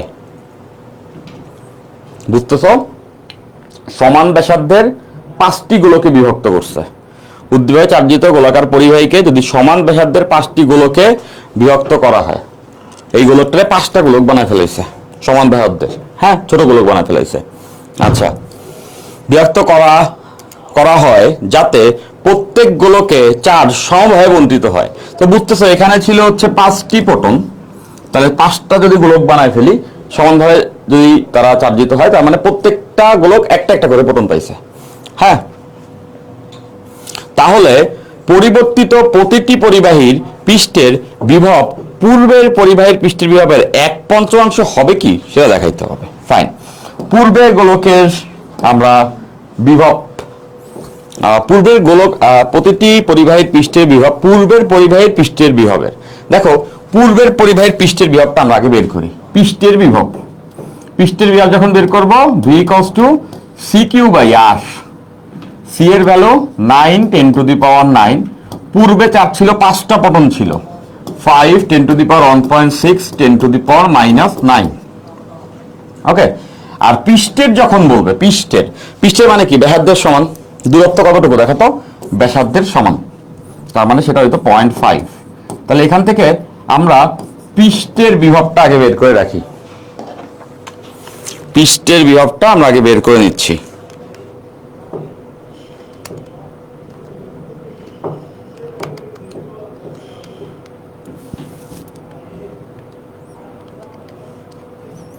আচ্ছা, পৃষ্ঠের বিভব আসছে 1.44 10⁻⁻8 ভোল্ট। এটা হচ্ছে বড় গোলকের পৃষ্ঠের বিভব। এবার এই গোলককে আমরা আসলে ছোট করে ফেলছি। আমরা এই গোলককে ছোট করে ফেলছি, 5টা গোলকে ভেঙে ফেলছি। আমরা এটাকে 5টি গোলকে ভেঙে ফেলছি। ওকে, এখন ওই 5টা গোলকে যে ভাঙছি তাদের ব্যাসার্ধ কত সেটা আমাদের আগে বের করতে হবে। দেখো, ধরলাম বড় গোলকের ব্যাসার্ধ ছিল আর, এবং সেটা দেওয়া ছিল 0.5 মিটার। আর ছোট গোলকের ব্যাসার্ধ দিলাম ছোট আর। এখন এটা বের করতে হবে। দেখো, এবং ছোট যে গোলকটা হবে সেই গোলকের ব্যাসার্ধ ছোট আর, এইটাতে ধরছি আমরা বড় আর লিখছে। ওকে, আচ্ছা, এবং এর চার্জ হবে জাস্ট একটা প্রোটন পাইছে ও 1.6 10⁻⁻19 কুলম্ব। 5টাতে ভাগ করে ফেলছে, পাইছে ও সবাই সমপরিমাণ পাইছে, মানে প্রত্যেকে একটা একটা করে প্রোটন পাইছে। এখন ওর পৃষ্ঠের বিভব যদি আমরা বের করতে চাই ভি, তাহলে সূত্র কি হবে? সি, কিউ এর ভ্যালু আমরা জানি, সি এর ভ্যালু 9 10⁻9, কিউ এর ভ্যালু 1.6 10⁻⁻19, আর আর এর ভ্যালু আমাদের জানতে হবে, এটা আমরা জানি না, ছোট গোলকের ব্যাসার্ধ কত। তাইলে আমরা ছোট গোলকের বিভব ভি প্রাইম পেয়ে যাব। তো ছোট গোলকের ব্যাসার্ধ বের করার জন্য একটা সূত্র আছে, মনে রাখবা। যদি এরকম হয় আয়তন থেকে আসছে, তাও একবারে মনে রাখবা। আর ব্যাসার্ধের একটা বড় গোলককে ভেঙে আমরা এন সংখ্যক ক্ষুদ্র ক্ষুদ্র গোলক পেলাম। কত সংখ্যক? এন সংখ্যক, এবং যার ব্যাসার্ধ ছোট আর। তাইলে এখানে সূত্রটা হয় বড় আর এবং ছোট আর মধ্যে সম্পর্ক হয় এরকম, ছোট R equals to cubic root of N into বড় আর। সরি, উল্টা লিখে ফেলছি। বড় আর ইকুয়ালস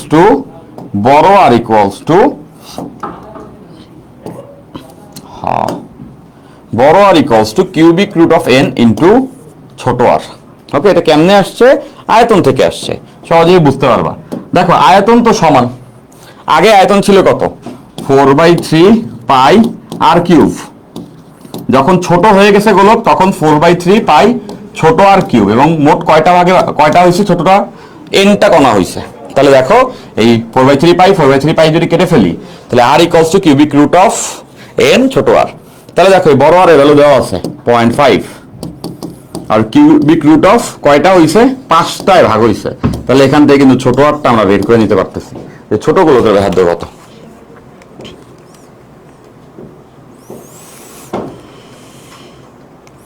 এটা করলে আনসার আসবে 0.292 মিটার। তাহলে তো অঙ্ক হয়ে গেছে। এখানে আমরা এটা বসা দিব। তাহলে ক্যালকুলেশন করলে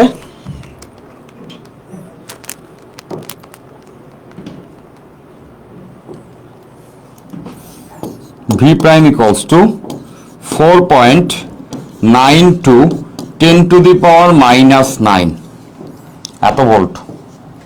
হ্যাঁ, ছোট গোলকের পৃষ্ঠের আমরা বিভব পেয়ে গেছি। এখন বলছে 5 গুণ হবে কিনা। এখানে কি বলছে দেখো, যে প্রতিটি পরিবাহীর পৃষ্ঠের বিভব পূর্বের পরিবাহীর পৃষ্ঠের বিভবের 1/5 হবে কিনা। হ্যাঁ, তাহলে আমরা দেখি আসলে কত হয়েছে। সেটা আমরা কিভাবে করতে পারবো? এখন ছোট গোলকের বিভব ডিভাইড বাই বড় গোলকের পৃষ্ঠের বিভব, এই দুটাকে ভাগ করব। সেইটার পৃষ্ঠের বিভব আসছে 4.92 10⁻⁻9, আর বড় গোলকের পৃষ্ঠের বিভব আসছে 1.44 10⁻⁻8। এদেরকে ভাগ করে দিতে হবে।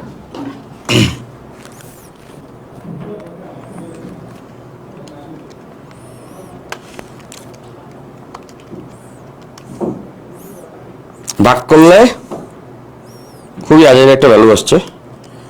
আচ্ছা,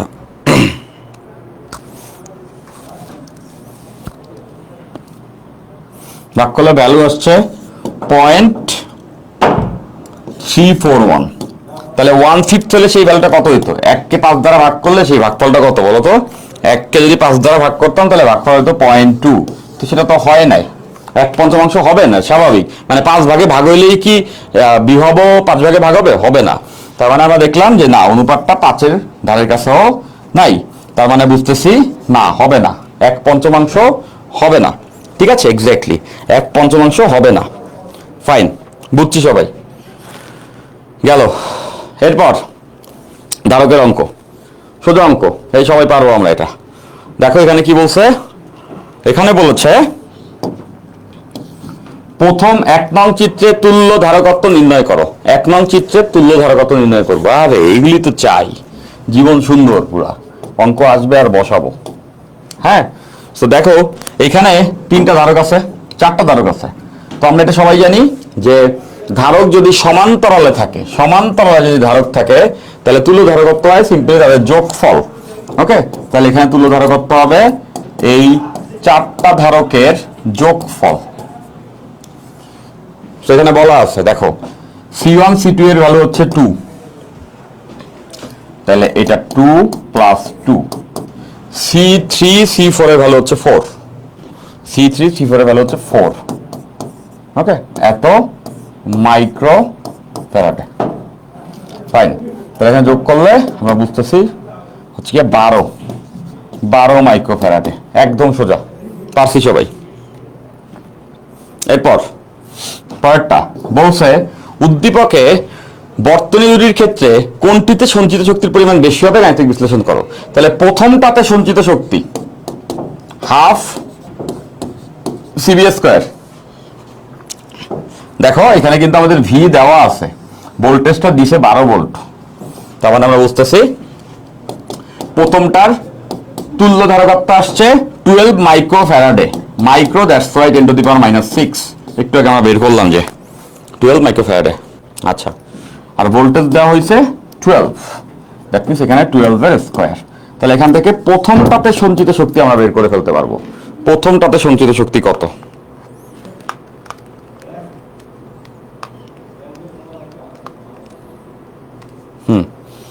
এটা ক্যালকুলেশন করলে আনসার আসবে হচ্ছে গিয়ে 864 10⁻⁻6 জুল।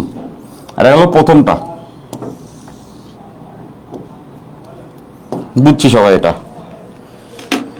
ওকে, আচ্ছা এবার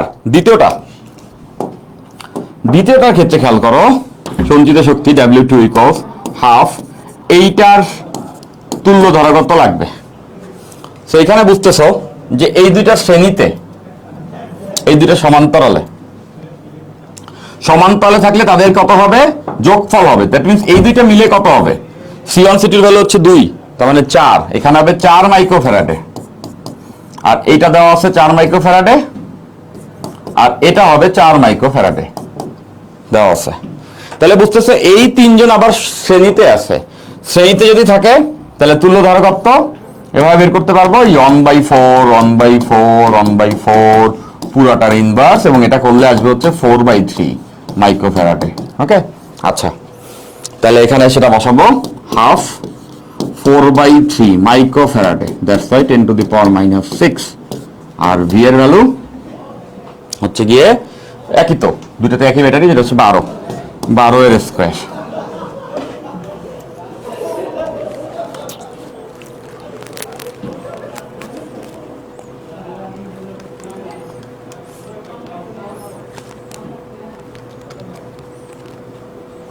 আচ্ছা, এটা ক্যালকুলেশন করলে W2 = 96 10⁻⁻6 জুল।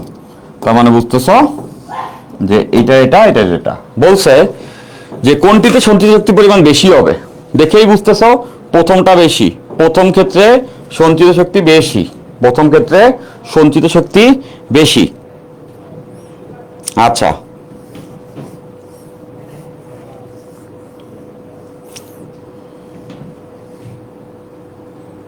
আচ্ছা মেধাবী ছাত্র বলছে হাসাহাসি শব্দ শোনা যায়, তারা কত আনন্দে আছে, বাস খাওয়ার সময় হলো আমাদের। কষ্ট, তোমাদের কষ্ট। এই যে আমি তো আনন্দ নাই, আমি তো তোমাদের পড়াচ্ছি, তাই না? তো ওই পাশের রুমে আর কি, পাশের রুমে সবাই একটু ক্রিকেট খেলতেছে, বৃষ্টির দিন কি করবে। সো বোধহয় কোনো ফানি ইভেন্ট, দ্যাটস ওয়াই সবাই মজা করতেছে আর কি, বুঝছো? আচ্ছা ফাইন, এরপরেরটা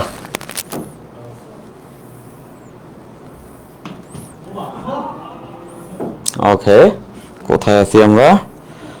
আছি এখানে। দেখো এটাতে যেটা বলছে যে পরাবৈদ্যুতিক মাধ্যম বতি রেখে ধারকটিতে প্রতিটি পাতে সঞ্চিত চার্জের মান কত? অনেক বড় স্টেটমেন্ট ভাই রে ভাই, এটা পুরোটা পড়তে হবে এখন। দেখো এখানে কি কি বলছে পরীক্ষাগারে একজন শিক্ষার্থী ধারক নিয়ে কাজ করছিল। এটা লেখার দরকার ছিল, উদাই লেখে তাই না মাঝে মাঝে উদ্দীপকে। তো ধারকের প্রতিটি পাতের ক্ষেত্রফল দেওয়া আছে। আচ্ছা এটা দরকার, ক্ষেত্রফল দেওয়া আছে, পাতদ্বয়ের মধ্যবর্তী দূরত্ব দেওয়া আছে, একে এত ভোল্টের উৎস বিভব দেওয়া আছে, এবং উৎসের সাথে সংযোগ দিয়ে চার্জিত করা হচ্ছে। শিক্ষার্থী কে এর ভ্যালু দেওয়া আছে, মানের পরাবৈদ্যুতিক মাধ্যমে একবার প্রবেশ করিয়ে চার্জিত করলো, আরেকবার পরাবৈদ্যুতিক মাধ্যম ব্যতীত চার্জিত করলো, সঞ্চিত শক্তি উভয় ক্ষেত্রে পরিমাপ করলো। ভালো কাজ করছে। বলছে পরাবৈদ্যুতিক মাধ্যম ব্যতীত ধারকটির প্রতিটি পাতে চার্জের পরিমাণ কত? প্রতিটি পাতে চার্জের পরিমাণ আমাদেরকে বের করতে হবে। তো কি কি দেওয়া আছে আগে এটা দেখবা। যে ক্ষেত্রফল দেওয়া আছে হচ্ছে 45 সেন্টিমিটার স্কয়ার, দূরত্ব 2 মিলিমিটার, এবং বিভব 400 ভোল্ট। আচ্ছা ফাইন, ওকে। কে দেওয়া আছে বাট এখানে কে লাগবে না, কথা এখানে বলছে ব্যতীত। কই এই যে বতি রেখে। আচ্ছা তাহলে দেখো এটা আমরা সবাই জানি, ধারকত্ব C equals to Q by V. আমাদের লাগবে হচ্ছে কিউ ইকুয়ালস টু সিভি। এখন সমান্তরাল ধারক হলে সি এর ভ্যালু কত হবে? সি এর ভ্যালু সূত্রতে কবে আসবে? ঈদের দিন। বাট এইটা বতি রেখে মানে এটার ভ্যালু 1, মানে পরবর্তী ধ্রুবক বাদ দিয়ে বলছে, দ্যাট মিনস কে এর ভ্যালু 1, মানে epsilon naught A by D into V. Epsilon নটের ভ্যালু আমরা জানি 8.854 10 টু দি পাওয়ার -12। এর ভ্যালু অঙ্ক বলছে 45 centimetre, that's why 10 to the power -4। Okay, centimetre স্কয়ারকে আমরা মিটার স্কয়ারে আনছি, আর দূরত্ব বলে দিছে 2 millimetre, that's why 2 10 to the power -3, এবং ভোল্টেজ বলা আছে কত? 400। তো এখান থেকে আমরা পেয়ে যাব কত কুলম্ব চার্জ বেসিক্যালি জমবে। ঠিক আছে ফাইন, সবাই এটা পেরে ফেলছি। এরপর গ নাম্বারে, উদ্দীপকের শিক্ষার্থীর পরীক্ষণে কোন ক্ষেত্রে সঞ্চিত শক্তির মান বেশি হবে? কোনটাতে সঞ্চিত শক্তির মান বেশি হবে? হ্যাঁ আচ্ছা ফাইন, তাহলে আমরা এই সূত্র দিয়ে করব। দেখো প্রথমটাতে সঞ্চিত শক্তি হাফ সিভি স্কয়ার। দেখো প্রথম ক্ষেত্রে কি করছে? প্রথম ক্ষেত্রে একটা হচ্ছে পরাবৈদ্যুতিক ধ্রুবক নেয়, তার মানে আমরা এখানে কি করব? Epsilon naught A by D, আর এই ভি এর ভ্যালু তো দেওয়াই আছে 400, এ ডি এর ভ্যালু আমরা জানি, এখান থেকে বের করব। পরেরটাতে পরাবৈদ্যুতিক ধ্রুবক নিচে এবার হাফ সিভি স্কয়ার, এইখানে হবে হচ্ছে K A epsilon naught A by D, আর এটা তো 400। তার মানে সোজা কথা কোনটাতে বেশি হবে বলো তো? এটাতে বেশি হবে। এখানে কে নাই, এখানে কে আছে, আর কে এর ভ্যালু কত? 5। তার মানে ওইটার থেকে এটা 5 গুণ বেশি হবে। তো দেখি বুঝতেছি ওটার থেকে এটা 5 গুণ বেশি হবে। তো দেখো একই জিনিস সব জায়গায়, শুধুমাত্র এখানে কে আছে আর কে এর ভ্যালু 5, তার মানে প্রথমটা থেকে দ্বিতীয়টা 5 গুণ বেশি হবে। ঠিক আছে, হ্যাঁ স্কিপ, এ তো বলে দিলাম মুখেই। অঙ্ক সোজা, এই জন্য এত স্কিপ করলে কেমনে হবে? ফাইন। আচ্ছা এরপর একটা দেখো, বলছে কেন্দ্রে চার্জিত বস্তু স্থাপনের পূর্বে কেন্দ্রের বিভবের মান নির্ণয় করো। এটা ভালো অঙ্ক। হ্যাঁ দেখো এখানে কি বলছে যে চিত্রে 1 মিটার দৈর্ঘ্যের একটি বর্গাকার টেবিল। হ্যাঁ চিত্রে 1 মিটার দৈর্ঘ্য, এটা কিন্তু বর্গাকার টেবিল, বাট এই সাইড ভিউ দেখতেছো তোমরা আর কি, মানে টেবিলটা বর্গক্ষেত্রই, বাট এইভাবে করে সাইড ভিউ, এভাবে করে আমরা আঁকি না বর্গক্ষেত্র অনেক সময়, যে টেবিল এইভাবে করে আঁকছে আর কি, আর এটা কিন্তু বর্গক্ষেত্র, কেউ আবার রম্বস ভেবো না। ওকে আচ্ছা ফাইন। চিত্রে 1 মিটার দৈর্ঘ্যের একটি বর্গাকার টেবিল আছে। টেবিলের 4টি কোণায় ABCDতে যথাক্রমে 4টি চার্জ আছে। দেখো, এতে এত চার্জ, বিতে এত চার্জ, সিতে এত চার্জ এবং ডিতে এত চার্জ আছে। দেখতেছে এ এবং বিতে আছে 4 × 10⁻12 কুলম্ব করে, আর সি এবং ডিতে আছে 2 × 10⁻12 কুলম্ব করে চার্জ স্থাপন করা হলো। আচ্ছা, পরবর্তীতে 10 গ্রাম ভরের 1 কুলম্ব মানের চার্জিত একটি সোলার বল টেবিলে কেন্দ্রে স্থাপন করা হয়েছে। পরে যায় আরেকটা কাজ করছে, পরে যায় কেন্দ্রে একটা বল রাখছে যার ভর এবং চার্জ বলা আছে। ওকে, ফাইন। এবার বলছে কেন্দ্রে চার্জিত বস্তু স্থাপনের পূর্বে কেন্দ্রের বিভবের মান নির্ণয় করো। এটা আমরা সবাই জানি। কেন্দ্রের বিভব কত হবে বলো তো? ওই 4টা কোণার বিভবের যোগফল। এই কনসেপ্টের অঙ্ক আমরা দেখছি গত ক্লাসেই। ওকে, তাহলে প্রত্যেকটা থেকে C/R কমন নেওয়া যাবে। কেন নেওয়া যাবে? কারণ দূরত্ব সমান। দেখো, প্রত্যেকটা থেকে দূরত্বই কেন্দ্রের সমান, বর্গক্ষেত্র তাই। ওকে, তাহলে C/R কমন যাবে। তাহলে এখানে থাকবে হচ্ছে Q1 plus Q2 plus Q3 plus Q4, তাই না? ওই যে বিভবের সূত্র CQ/R। ফাইন, এবার ডেটা বসাবো। C হলো 9 × 10⁹। আরটা বের করতে হবে। বর্গক্ষেত্রের কর্ণের দৈর্ঘ্য কত? √2a। তাইলে এর ভ্যালু কত? বাহুর দৈর্ঘ্য তো বলে দিছে 1 মিটার। তার মানে কর্ণের দৈর্ঘ্য হচ্ছে √2 মিটার। বাট কর্ণ বলতে তো পুরো দৈর্ঘ্য, আমাদের তো লাগবে তার অর্ধেকটা দৈর্ঘ্য। আর তো হচ্ছে কর্ণের দৈর্ঘ্যের অর্ধেক। That means R = √2a/2। কর্ণের দৈর্ঘ্যের অর্ধেকটাই হচ্ছে গিয়ে এখান থেকে কেন্দ্র থেকে মাঝের বিন্দু দূরত্ব। ওকে, এবং এটার ভ্যালু হবে 1/√2 মিটার। ফাইন, তাহলে এখানে বসে যাবে 1/√2। এরপর 4টা চার্জ বসাই দিব। তাহলে চার্জগুলো পর্যায়ক্রমে বসাইলে এইগুলো হচ্ছে ভ্যালু।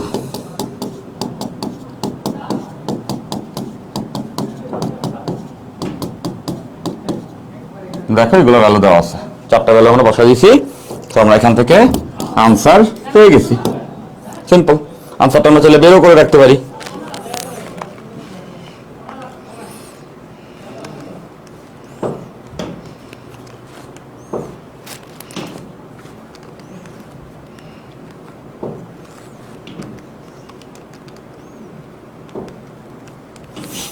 আচ্ছা, ক্যালকুলেশন করলে আনসারের ভ্যালু 0.1527 ভোল্ট। পারিয়ে বলতে পারবা? Good, very good. এই যে পারছি, আমরা সবাই পারছি। এরপরটা এই কোশ্চেনেরই, সোলার বলের উপর ক্রিয়াশীল তড়িৎ বল এবং অভিকর্ষ বলের মান ভিন্ন, গাণিতিক ভাবে বিশ্লেষণ করো। এটা ভিন্নই তো হওয়া উচিত, তাই না? তো এখানে তো আমরা বুঝতেছি সোলার বলের উপরে তড়িৎ বল। হ্যাঁ, তাহলে তড়িৎ বল নির্ণয় করতে হবে, আবার হচ্ছে গিয়া অভিকর্ষ বল নির্ণয় করতে হবে, যেটা ভিন্ন সেটা নির্ণয় করতে হবে। সেইখানে বুঝতেছো যে এই দুই ক্ষেত্রে এখানে মোট লব্ধি বল বের করতে হবে। খেয়াল করো, এই বিন্দুতে যখন আমি বস্তু রাখবো, হ্যাঁ, এটা অনেক বড় ক্যালকুলেশন, আমি জাস্ট মুখে মুখে বলে দিচ্ছি। দেখো, এই বিন্দুতে যখন বস্তু রাখবো, হ্যাঁ, তাহলে এখানে আমাদের আগে লব্ধি প্রাবল্য বের করতে হবে। তো খেয়াল করো, এ বিন্দুতে সব জায়গাতে কিন্তু পজিটিভ চার্জ। দেখো, প্রত্যেকটা চার্জই পজিটিভ। তার মানে এ বিন্দুর জন্য এখানে একটা প্রাবল্য আসবে E1। বি বিন্দুর জন্য বিতেও পজিটিভ চার্জ, এখানে একটা প্রাবল্য আসবে হচ্ছে E2। এবং দূরত্ব আমরা জানি, চার্জের মানও জানি, প্রাবল্য বের করতে পারবো। সি বিন্দুর জন্য একটা প্রাবল্য আসবে, ওটার জন্য বাইরের দিকে, কারণ পজিটিভ চার্জ থাকলে বাইরের দিকে, এটার জন্য এই যে বাইরের দিকে। আবার ডি বিন্দুতেও পজিটিভ, এর জন্য বাইরের দিকে। তার মানে এটা হবে হচ্ছে E3 আর এটা হচ্ছে E4। এখন আমরা যে কাজটা করব, দেখো, এরা কি পরস্পর বিপরীত না? এইটা এবং এইটা বিপরীত। এইটা E1 এর মান বেশি আসবে, তাইলে এই দুইটা লব্ধি হবে হচ্ছে গিয়া E1 মাইনাস E3।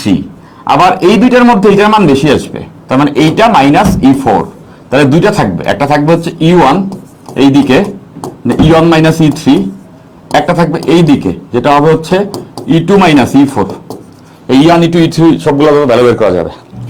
ফাইন, এরপর বর্গক্ষেত্রের কর্ণগুলো কত কোণে ভাগ হয়? 90 ডিগ্রি কোণে ভাগ হয়, এটা আমরা সবাই জানি। বর্গক্ষেত্রের কর্ণগুলো 90 ডিগ্রি কোণে এখানে আসলে ইন্টারসেক্ট করে। তার মানে এদের মাথার কোণ 90 হলে যে লব্ধি নিব, লব্ধি যখন নিব, বুঝতেছ, এটাকে আমি বললাম ইএক্স, এটাকে আমি বললাম হচ্ছে UI. That means root over EX square plus root over UI square. Okay, ই পেয়ে যাব। সেই ই এর সঙ্গে এখানে যে চার্জ রাখছি, যেটা তো মান দেওয়া আছে, তাহলে তড়িৎ বল পেয়ে যাব। ওই বলের চার্জ যেটা দেওয়া আছে, এই যে কত, কোথায়, এই যে 1 কুলম্ব ইন্টু হচ্ছে লব্ধি ই, এটা হচ্ছে তড়িৎ বল। এখান থেকে আমরা পেয়ে যাব তড়িৎ বল। আর মহাকর্ষ বল তো খুবই সোজা, গ্র্যাভিটেশনাল ফোর্স কি হবে? এমজি। এম তো দেওয়া আছে এখানে, এই 10 গ্রাম। তারপর দেখাবো যে এই দুইটা বল ভিন্ন। এটা হচ্ছে তড়িৎ বল, that's why FE, electric force, আর এটা হচ্ছে গ্র্যাভিটেশনাল ফোর্স, এফজি।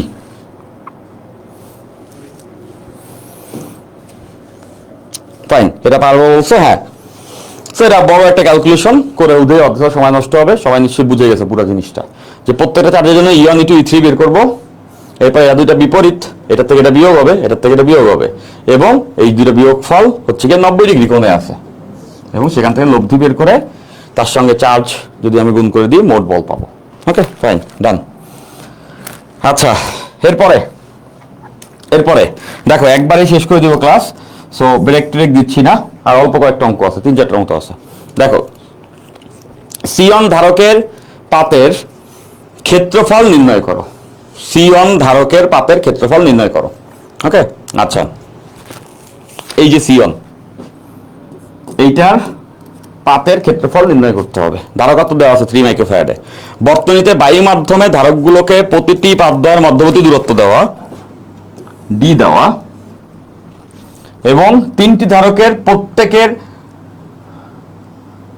ধারকের পদেও প্রতিটি স্থানের মধ্যেই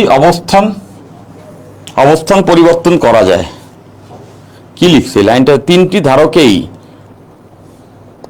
পদেও 3টি স্থানের মধ্যেই অবস্থান পরিবর্তন করা যায়। এই কথা মানে বুঝি নেই, মোস্ট প্রবাবলি এই শব্দটা ভুল উঠছে, প্রিন্টিং মিস্টেক মোস্ট প্রবাবলি। দেখো এটা কি লিখছে, বোঝা যাচ্ছে না তো, এইরকম কোনো শব্দ আমি চিনি না। আচ্ছা, পাতের ক্ষেত্রফল নির্ণয় করতে হবে, ঠিক আছে, ফাইন।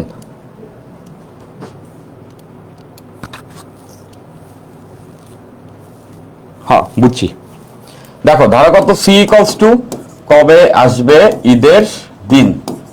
হ্যাঁ, এখন সি এর ভ্যালু বলে দিছে, ওই দেখতেছো, সি1 হচ্ছে গিয়ে 3 মাইক্রোফ্যারাডে, মানে 3 × 10⁻⁶। মাঝের দূরত্ব বলা আছে ডি 0.1 মিলিমিটার, মানে এটা হবে 0.1 মিলিমিটার, দ্যাটস ওয়াই 10⁻³ কে এর ভ্যালু 1 হবে, যেহেতু দেয় নাই যেহেতু, মানে শূন্য মাধ্যম বলতে চাইছে, সেখানে শূন্য মাধ্যম 1, আর এর ভ্যালু হচ্ছে গিয়ে আমাদেরকে বের করতে হবে, আর এপসিলনের ভ্যালু 8.854 10⁻⁻12। এটা সলভ দিলে আমরা কিন্তু পেয়ে যাচ্ছি ক্ষেত্রফলের মান কত হবে, ওই ধারকের পৃষ্ঠের ক্ষেত্রফলের মান কত হবে। হ্যাঁ, কবে আসবে? ঈদের দিন, এক্স্যাক্টলি, ফাইন, পারছি। এরপর ধারক 3টি অবস্থান কিভাবে পরিবর্তন করলে বর্তনীতে সর্বোচ্চ সঞ্চিত শক্তি পাওয়া যাবে, গাণিতিকভাবে বিশ্লেষণ করো। এটা ভালো, এই অঙ্কটা ভালো, হ্যাঁ, এই কনসেপ্টটাও ভালো।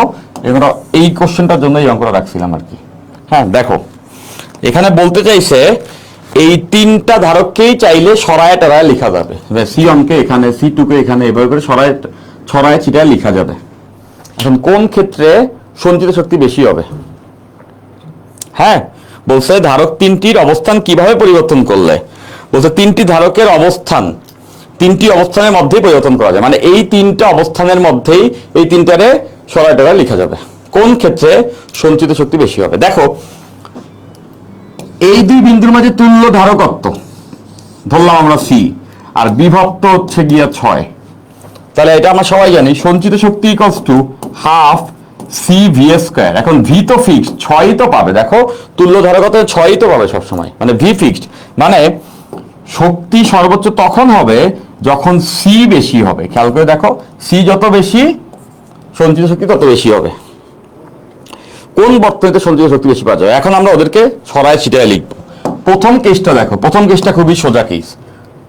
প্রথম কেসটা এইটা, যে এইখানে C1 আছে যেটা 3 মাইক্রোফ্যারাডে, এখানে C2 আছে যেটা হচ্ছে 4 মাইক্রোফ্যারাডে, আর এইখানটাতে C3 আছে যেটা হলো 2 মাইক্রোফ্যারাডে। এটাতে নিচে দেওয়া আছে। তো আমরা আগে এইটার তুল্য ধারকত্ব বের করি। এইটার তুল্য ধারকত্ব কত হবে দেখো, এই দুইটা সমান্তরালে মানে কত যোগ হবে 3 + 4 7, 7 আর 2 আছে হচ্ছে গিয়ে এই দুইটা সমান্তরালে, তাহলে 3 + 4 7, 7 আর 2 শ্রেণীতে, তার মানে এখানে আসবে 7 এর ইনভার্স প্লাস 2 এর ইনভার্স, টোটালটা ইনভার্স। এটা করলে আসবে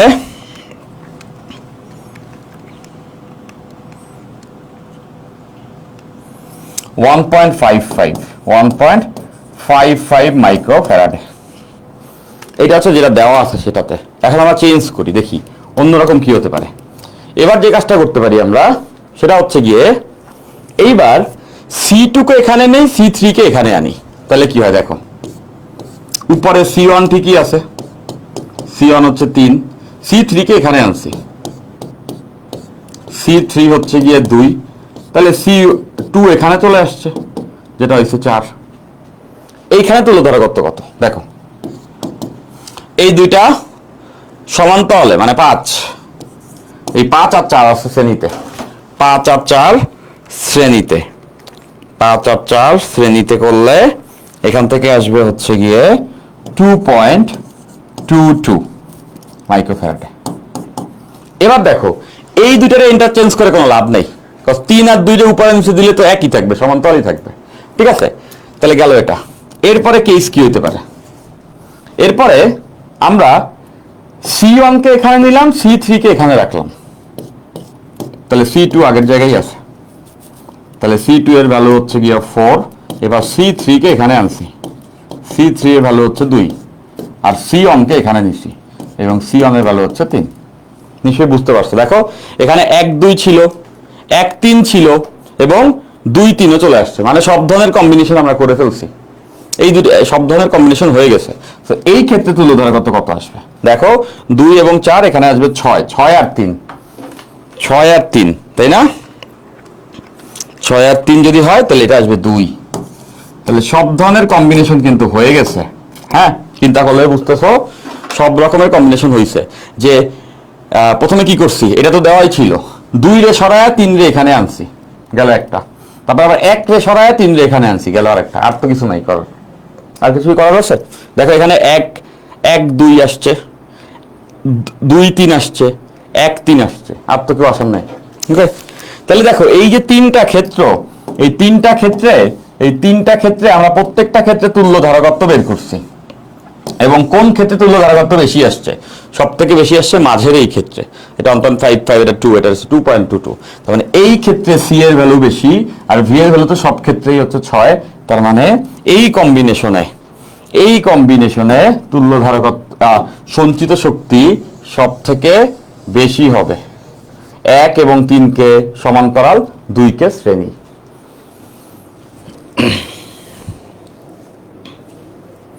ওকে ওকে ফাইন।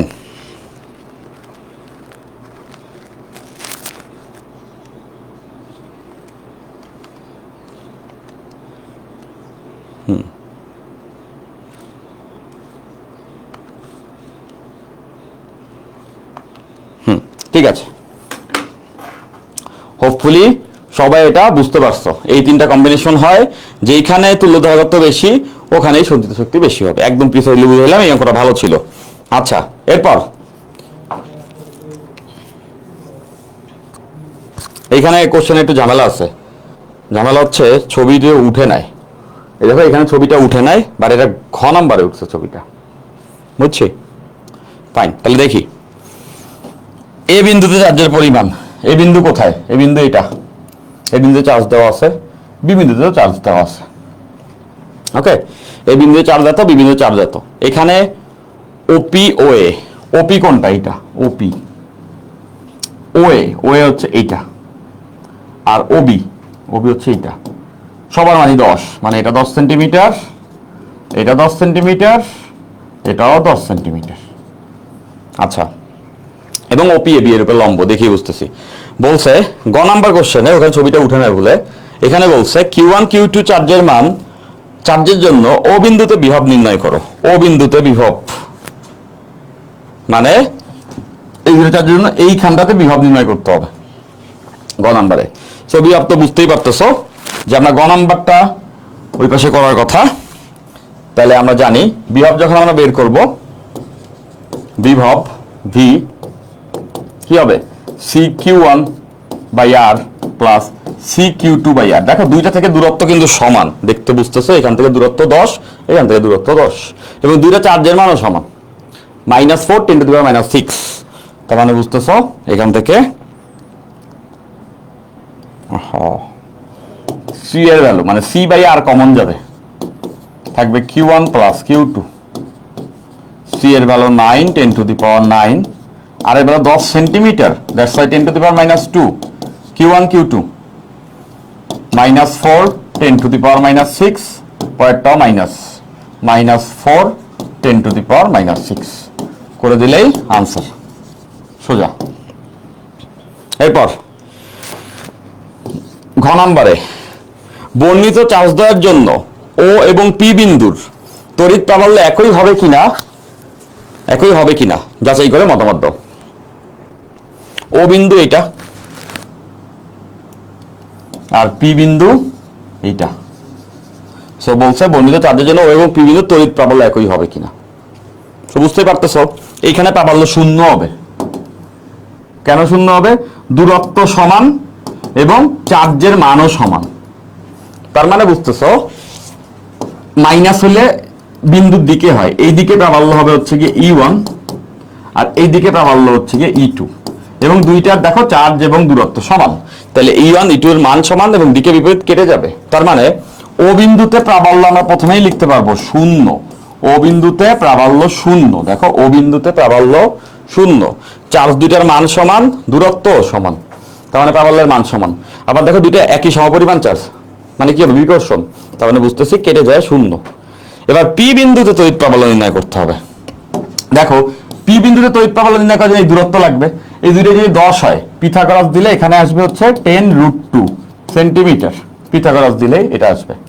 ওকে ফাইন, এবং এটার জন্য তাই, এবং প্রাবল্যের মান কিন্তু সমান আসবে। খেয়াল করে দেখো দূরত্ব দুই ক্ষেত্রেই সমান এবং চার্জের মানও দুই ক্ষেত্রে সমান, এবং দুইটাই মাইনাস। দুইটা যদি মাইনাস হয় তাহলে ওই বিন্দুর দিকে হয় প্রাবল্য, তাহলে এটা হচ্ছে E1 আর এটা হচ্ছে E2, দুইটারই কিন্তু মান সমান, এবং হচ্ছে গিয়ে মাঝের কোণ কত হবে, এই কোণটা আমাদের বের করতে হবে, মাঝের কোণটা কত। ও বুঝতেছো সবাই এটা, এই কোণ তো 90, এই কোণ 90, এই দুইটা বাহু সমান, সমবাহু না এই ত্রিভুজটা, তার মানে এইটা হবে 45 ডিগ্রি, এটাও 45 ডিগ্রি। নিশ্চয়ই সবাই বুঝতেছ যে দেখো এই ত্রিভুজে এটা 90, এই দুই বাহু সমান, তাহলে এই দুইটা কোণ সমান, তাহলে 45 45, তাহলে 180 মোট, তাহলে এখানেও 45, তার মানে বুঝতেছো এখানে মোট কোণ 90, তাহলে এতে যোগফল নিতে হবে, এবং লব্ধি কোন দিকে আসবে, দুইটার মানই সমান, লব্ধি একদম নিচ বরাবর আসবে, এবং মাঝের কোণ হবে 90। তাহলে আমরা বুঝতেছি 90 যদি হয় তাহলে পি বিন্দুতে প্রাবল্য ইকুয়ালস টু হবে √E1² প্লাস E2² 90 ডিগ্রি হইলে এটা হয়। এখন E1 এবং E2 এর ভ্যালু লাগবে, E1 E2 এর ভ্যালু একই হবে দুটোর জন্য, CQ/R², তাই না? C এর ভ্যালু 9 × 10⁻⁹, Q এর ভ্যালু 4 × 10⁻⁶, আর দূরত্ব হচ্ছে 10√2 সেন্টিমিটার, দ্যাটস ওয়াই এটার সঙ্গে -10⁻², 10⁻², এটা হোল স্কয়ার। এটা পাইলাম আমরা E1, E2 এর ভ্যালুও তাই বসাবো, এবং এখান থেকে আমরা এটার আনসার পাবো, এবং দেখাই দিব যে এইটা এবং এটার মান ভিন্ন। ওকে, এটার মান যা আসছে এটার মানও ভিন্ন আসছে, ঠিক আছে? ঠিক আছে, ফাইন, সুন্দর অঙ্ক কিন্তু এটা। একদম লাস্টে চলে আসছি, আমাদের একদম লাস্টে চলে আসছি, আর দুইটা অঙ্ক, আর জাস্ট দুটো অঙ্ক। ওকে, সো এই দুটো অঙ্ক করতে ম্যাক্সিমাম 10 মিনিট লাগতে পারে। হ্যাঁ, সো আমাদের ক্লাস আজকে 2 ঘন্টায় শেষ। দেখো বৃষ্টির দিন, বেশি প্যারা নেওয়ার দরকার নাই, সবই আমরা গত ক্লাসে পড়ছিলাম, আজকে জাস্ট বাকি অংশগুলো দেখলাম। গ নম্বরে বলছে পি বিন্দুতে তড়িৎ বিভব নির্ণয় করো। এটা পি বিন্দু, এইখানে তড়িৎ বিভব নির্ণয় করতে হবে। সমান ব্যাসার্ধের দুটি গোলক এ এবং বি শূন্য স্থানে পরস্পর হতে 15 সেন্টিমিটার দূরে অবস্থিত। সমান ব্যাসার্ধের দুটি গোলক, দুইটা গোলকের ব্যাসার্ধ সমান, বলছে গোলক এ ও বি শূন্য স্থানে পরস্পর হতে 15 সেন্টিমিটার, মানে বুঝতেছে এই যে সেন্টার টু সেন্টার ডিস্টেন্স 15, এই কেন্দ্র থেকে এই কেন্দ্রের দূরত্ব হচ্ছে তোমার 15 সেন্টিমিটার। এই যে এ গোলকের চার্জ, এই গোলকের চার্জ দেওয়া আছে Q1, যেটা 3 × 10⁻12, 3 × 10⁻12 কুলম্ব। বি গোলকের চার্জ 12 × 10⁻12 কুলম্ব, 12 × 10⁻12 কুলম্ব। ওকে, পি বিন্দুতে তড়িৎ বিভব নির্ণয় করো। খুবই সিম্পল। দেখো পি বিন্দুর দূরত্ব কিন্তু বলা আছে এই কেন্দ্র থেকে কত, 5। পি বিন্দুর দূরত্ব এইখান থেকে 5, তো এখান থেকে 5 হলে ওইখান থেকে কত হবে বলো তো? এটা থেকে হবে হচ্ছে গিয়ে 10 সেন্টিমিটার। খুবই সিম্পল। কেন বুঝলাম, পুরোটা 15, এটাতে 5 হলে এটাতে 10। তাহলে এবার আসো, পি বিন্দুতে বিভব প্রথম গোলকের জন্য CQ1/R1 প্লাস দ্বিতীয় গোলকের জন্য CQ2/R2। তাহলে সি এর ভ্যালু 9 × 10⁻9। প্রথম গোলকের চার্জ দেওয়া আছে 3 × 10⁻12, 3 × 10⁻12, আর প্রথম গোলক থেকে দূরত্ব বলে দিছে 5 সেন্টিমিটার, তো দ্যাট মিন্স 5 × 10⁻2 সেন্টিমিটার। তাই পরেরটার 9 × 10⁻9 এবং চার্জের মান 12 × 10⁻12 ডিভাইডেড বাই R2। R2 এর ভ্যালু আমরা দেখতেছি এইটা থেকে এটা দূরত্ব 10 সেন্টিমিটার, তাহলে 10 × 10⁻2। শেষ, এত ভোল্ট আনসার। বিভব প্রাবল্য ধারক, এই দিয়েই সব অঙ্ক। ওকে, পারছি। এরপরটা এখানে কি বলছে? বলছে পি বিন্দুতে তড়িৎ প্রাবল্য শূন্য হতে পারে কি? প্রাবল্য শূন্য হতে পারে কি? গাণিতিক বিশ্লেষণ করে যুক্তি স্থাপন করো। প্রাবল্য শূন্য হতে পারে কি? তাহলে দেখো এইটাও পজিটিভলি চার্জড, এইটাও পজিটিভলি চার্জড। এখন প্রাবল্য শূন্য হতে পারে কিনা এটা আমরা দেখতেই পারি। কি করতে হবে? প্রথমে যে কাজটা করতে হবে সেটা হচ্ছে এই বিন্দুতে প্রাবল্য বের করব। এটা প্লাস চার্জ, প্রাবল্য এদিকে হবে ইয়ন, এটা প্লাস চার্জ, এটার জন্য এইদিকে হবে। এরপরে আমরা দেখব ইয়ন ইটুর ভ্যালু সমান কিনা। সমান হলেই শূন্য। দেখো দুটো দিকে বিপরীত, মান সমান হলেই শূন্য। Okay fine. তো বলছে যে সমান হতে, বলছে কি তড়িৎ প্রবাহ শূন্য হতে পারে কি? সমান হলেই শূন্য হবে, তাই না? তাহলে দেখো ইয়নের ভ্যালু CQ1/R1², E2 এর ভ্যালু CQ2R2²। দেখো সব কিছু আমরা জানি, গোলকগুলোর চার্জ, দূরত্ব দেওয়া আছে। এবার দেখো সমান হয় কি না। ওকে, দেখো সমান হয় কি না। ফাইন। এখানে হচ্ছে 3/25 আর ওখানে হচ্ছে গিয়ে 12/100, সমান হবে না। ওকে, সো বের করলে আমরা বুঝতে পারবো সোজা। লাস্ট কোশ্চেন দেখো, উদ্দীপকের ও বিন্দুতে বিভব কত? এইটাই তো চাই। ডান, পারি আমরা সবাই। দেখো একটা বড় ক্ষেত্র, কেন্দ্রে বিভব বের করতে বলছে, চার কোণায় চার্জ দেওয়া আছে, করছি। ডান, পারি। স্কিপ, ডান, এই করছি, বহুবার করছি। ফাইন। এরপর দ্বিতীয় ক্ষেত্রে, আচ্ছা আবার দ্বিতীয় ক্ষেত্রে আসলে করতে হয়। ফাইন। পরবর্তীতে, প্রথমে তো এইটা, এরপরে কি করছে দেখো। এরপরে বলছে পরবর্তীতে বর্গক্ষেত্রের কেন্দ্রে ওতে +1 কুলম্ব চার্জে চার্জিত এত গ্রাম ভরে একটি বস্তু রাখা হয়েছে। ভালো রাখছে, এখানে একটা বস্তু রাখছে যার ভর দেওয়া আছে এবং যার চার্জ দেওয়া আছে। দ্বিতীয় ক্ষেত্রে বস্তুটি সাম্যাবস্থায় থাকবে কিনা গাণিতিক বিশ্লেষণ করো। ওকে, সাম্যাবস্থা মানে কি? স্থির থাকবে কিনা। তার মানে কি করবো বলো তো? আমরা এখানে প্রাবল্য বের করব। ওকে, আপনারা এখানে প্রাবল্য বের করব। ওকে, প্রাবল্য বের করে আমরা দেখব যে সাম্যাবস্থায় থাকবে কিনা। সাম্যাবস্থা মানে কি বলতো? সাম্যাবস্থা মানে হচ্ছে আমরা আগে যেটা কেসেই পড়ছিলাম, যে একটা তড়িৎ বল কাজ করবে, সেটা কি? এই যে তড়িৎ বল, এরকম একটা তড়িৎ বল কাজ করবে, যেটা হচ্ছে গিয়া চার্জের মান ইনটু হচ্ছে ওখানে লব্ধি প্রাবল্য। 4টা বিন্দুর জন্য এখানে আমরা প্রাবল্য বের করতে পারবো। আজকের ক্লাসে আমরা দেখছি এটা ই পাবো, এখানে মোট ই, সেই ই এর সঙ্গে চার্জের মান দেওয়া আছে, কতটুকু চার্জ, 1 কুলম্ব। এখান থেকে তড়িৎ বল পাবো। আবার এখানে মহাকর্ষ বল কত, এমজি। এই দুইটা বল সমান হলেই তো সাম্যাবস্থা, মানে কার্যকর তড়িৎ বল এবং মহাকর্ষ বল যদি সমান হয় তাহলে তো বস্তুটা ভেসে থাকবে, তাই না? তার মানে এখান থেকে আমরা লিখতে পারবো কিউই ইকুয়ালস টু এমজি। হ্যাঁ, সো এইটা এখানে লিখবো না, বেসিক্যালি আমরা যেটা করব সেটা হচ্ছে ক্যালকুলেশন করব। ইটা বের করব, চার্জের মান দেওয়া আছে, এখান থেকে একটা বলের মান পাবো। এম দেওয়া আছে, জি আছে, এখানে একটা বলের মান পাবো। এই দুইটা বল যদি সমান হয়, যদি এই দুইটা বল সমান হয় তার মানে এরা সাম্যাবস্থায় থাকবে। যদি বল দুইটা সমান হয় তাইলে সাম্যাবস্থায় থাকবে, আর যদি বল দুটো সমান না হয় তাহলে সাম্যাবস্থায় থাকবে না। ওকে, বুঝতে পারছি? ক্লিয়ার? আচ্ছা, একজনে বলছে যে 23-এর কিছু বোর্ডের কোশ্চেন সলভ করানোর কথা। সো মেইন ইস্যুটা হচ্ছে এরকম, আমি 23-এর বোর্ডের কোশ্চেন সলভ ইউজুয়ালি করাই না, বাট তোমরা যদি 23-এর বোর্ডের কোশ্চেনগুলো একটু মিলাও তাহলে তোমরা এটা দেখবা যে 23-এর বোর্ডের কোশ্চেনের ভিতরে যত কনসেপ্ট আছে সব কনসেপ্ট এই যতগুলো কোশ্চেন আমি সলভ করলাম তার মধ্যে চলে আসছে। এখন 23 কেন করাই না কেন জানো? কারণ 23-এর কোশ্চেন অ্যাপারেন্টলি 24 আছে, 4 কোশ্চেন সলভ না করে গড়বত্তায় 15-20টা 22, আমি কিন্তু শুধুমাত্র 22 করাইছি এমনও না, মিলানো মিশানো 22 আছে, 19 আছে, 20 আছে।